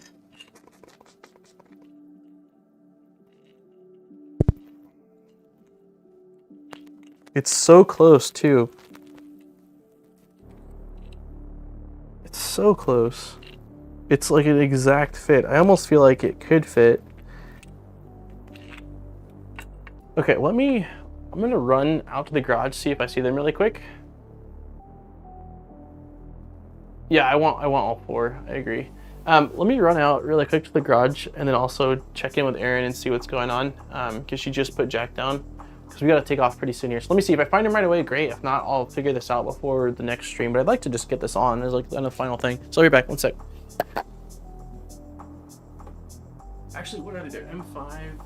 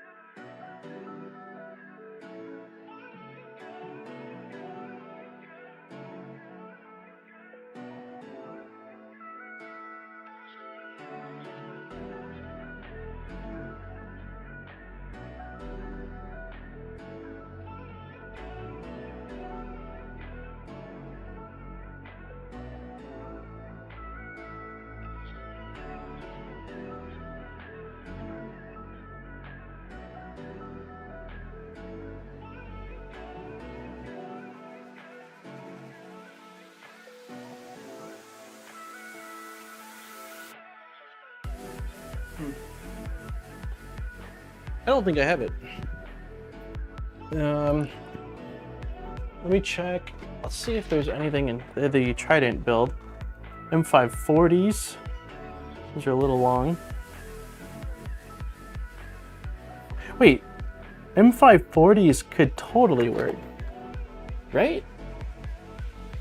I don't know how deep the threading is in these. Let's try it. Let's try these. M540s are... Oh, we've only got 2.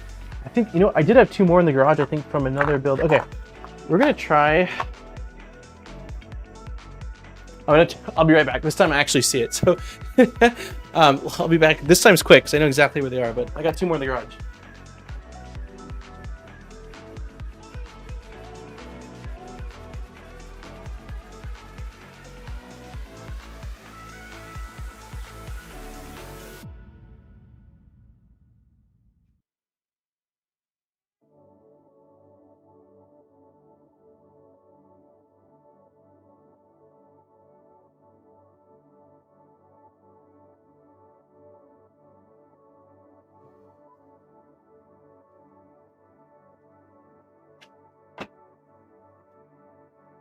Okay. Kind of funny, these 2 screws are from the previous Switchwire build, so they're not the same color, but I mean, you won't see them in the back if they were. So I asked Erin, and she said that Jack needs a nap, and that we're gonna see how the next 15 minutes goes to decide whether we're going today or whether we're waiting till tomorrow. So the good news is that this place, the office we need to go to, is only like 10 minutes away, so we'll see how this goes. Okay, so these are definitely working. So yeah, this feels like this mod was made for socket heads. They fit exactly. And then let's see.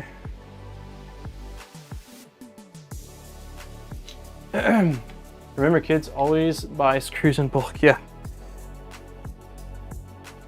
This is another, like, oh, come on, tell me this will freaking fit. It's being blocked. I'm worried that I might crack this part right now by trying to push this through. Let's see if I can get it. Oh my... It's not meant to be, guys. It's not meant to be. I'll have to see if I've got some other M5. Well, this kit came with okay. This is funny.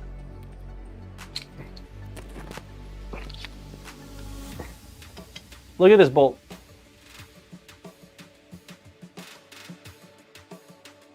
It's not, it wasn't made correctly. It doesn't have the stamping. So, but this kit does have M540s, so I will hope that this kit came with an extra 1 or 2. And I will steal one of them. But that's kind of funny that the one, I have exactly 4, right? And it doesn't have the, wasn't made correctly. Okay, so let's see, can I get this through without breaking this? So my issue is there's this bump here. Can I go at an angle, kind of? Oh, there we go. Okay, okay, wow.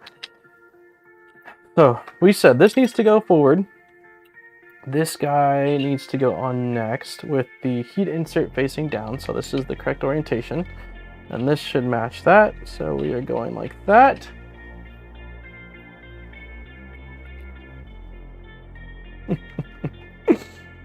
Oh, we can do it.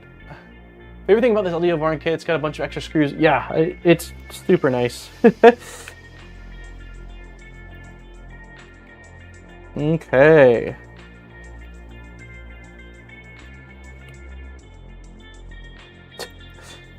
Jackson is screaming from his bedroom. He just, like, when you put him in bed, he just sort of sits there and goes like, "Meow, meow, meow, meow, meow, meow." Makes all sorts of silly sounds. Such a silly dude. Okay.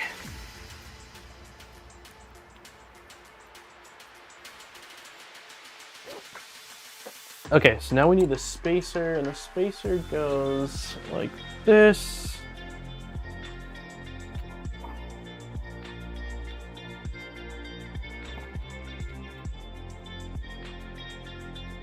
Okay, let's see if we can thread these in.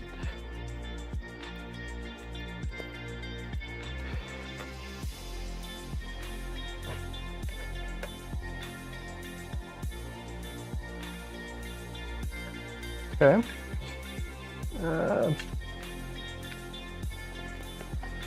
You kind of have to do them at the same time. At least the bottom ones don't have very much slack. There we go. Where are you? Why are you not going? There we go.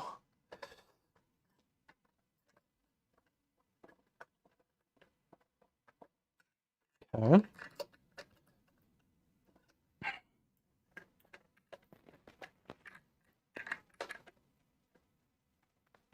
This feels weird. Like, I'm surprised that this is the way that this needs to go, because it just feels kind of off. Wait, don't you need to screw the first half of the frame first? What? Are those going to bottom out? I don't know. I don't know. Don't you need to screw the first half? What do you mean? What do you mean, RH? First half of the frame. Oh, wait.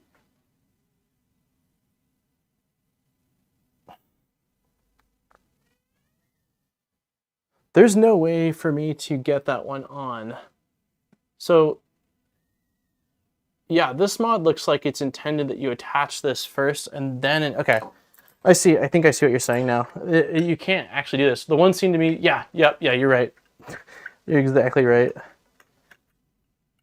The confusing thing is that this isn't the... This isn't the original one, it's a modded one, and I think that it sort of adds a little complication.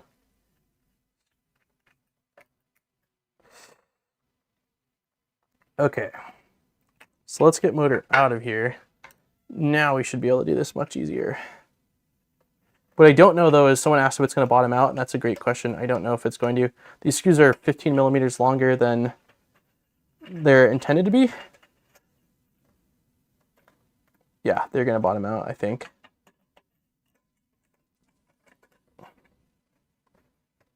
I might just have to get M525 socket heads or not use the mod.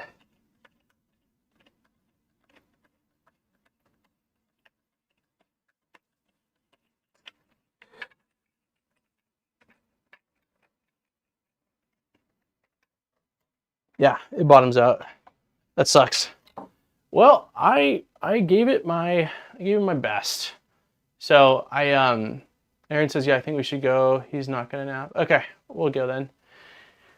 So I'll either cut these bolts. I've got to have M5 socket heads that are like 25 millimeters long somewhere. I think even 30 millimeters would work. I just don't know exactly where it's at right now. So I'll do some digging. Let me see, where are we in this? Okay, once that's on, it's the front, then it's bed, and then it's onto the skirts. Okay, so yeah, we'll stop here. I'm going to probably get this attached before next stream, because we're already, like, you're already seeing what's going on. I just need to get the right size bolts. Or again, decide if I'm even using this mod. If I don't find the bolts, I might just revert back to the stock one since I did print it out. And then all we have to do next is the idler, the belt, and then slap the bed on top of here. And then we're onto the skirts. So next week we'll finish up Y, and then we'll do all the skirts, which is going to take a bit. And we'll probably be somewhere between X and Z axis next week. We'll get to this point and we'll see how far we can get along there. So, yeah, I don't know. I think that this mod is required for a certain size Y stepper. I don't know if it's required for this one, but I've heard, I mean, it's a lot beefier than the stock one. I don't actually know where the stock one's at right now. So if we can use it, I'd like to use it just so that way it's a little bit more rigid, because the Y-axis on a bed slinger is what's going to be throwing the most weight back and forth. So having a beefier motor mount, I don't think is a bad thing. So anyways, I'm gonna get going. I'm gonna take Erin over to get checked out. Hopefully, again, it's the least aggressive thing that could have happened to her arm out of sprain, fracture, or whatever the other things are. Hopefully it's sprained out of those things, and we can get that all figured out. And then I don't know what her schedule's looking like next Wednesday, but the game plan is we'll probably stream at the exact same time as as we typically do. So if something changes, I'll let you guys know. But anyways, I appreciate everybody. Thank you all for hanging out, for your help. There's definitely some help today for the new members, the existing members, and for donations and things like that. I appreciate you all. Also, congratulations to Mike G for winning today's giveaway, and I will catch you all next time. Have a wonderful rest of your night or days, wherever you're at. All right, take care.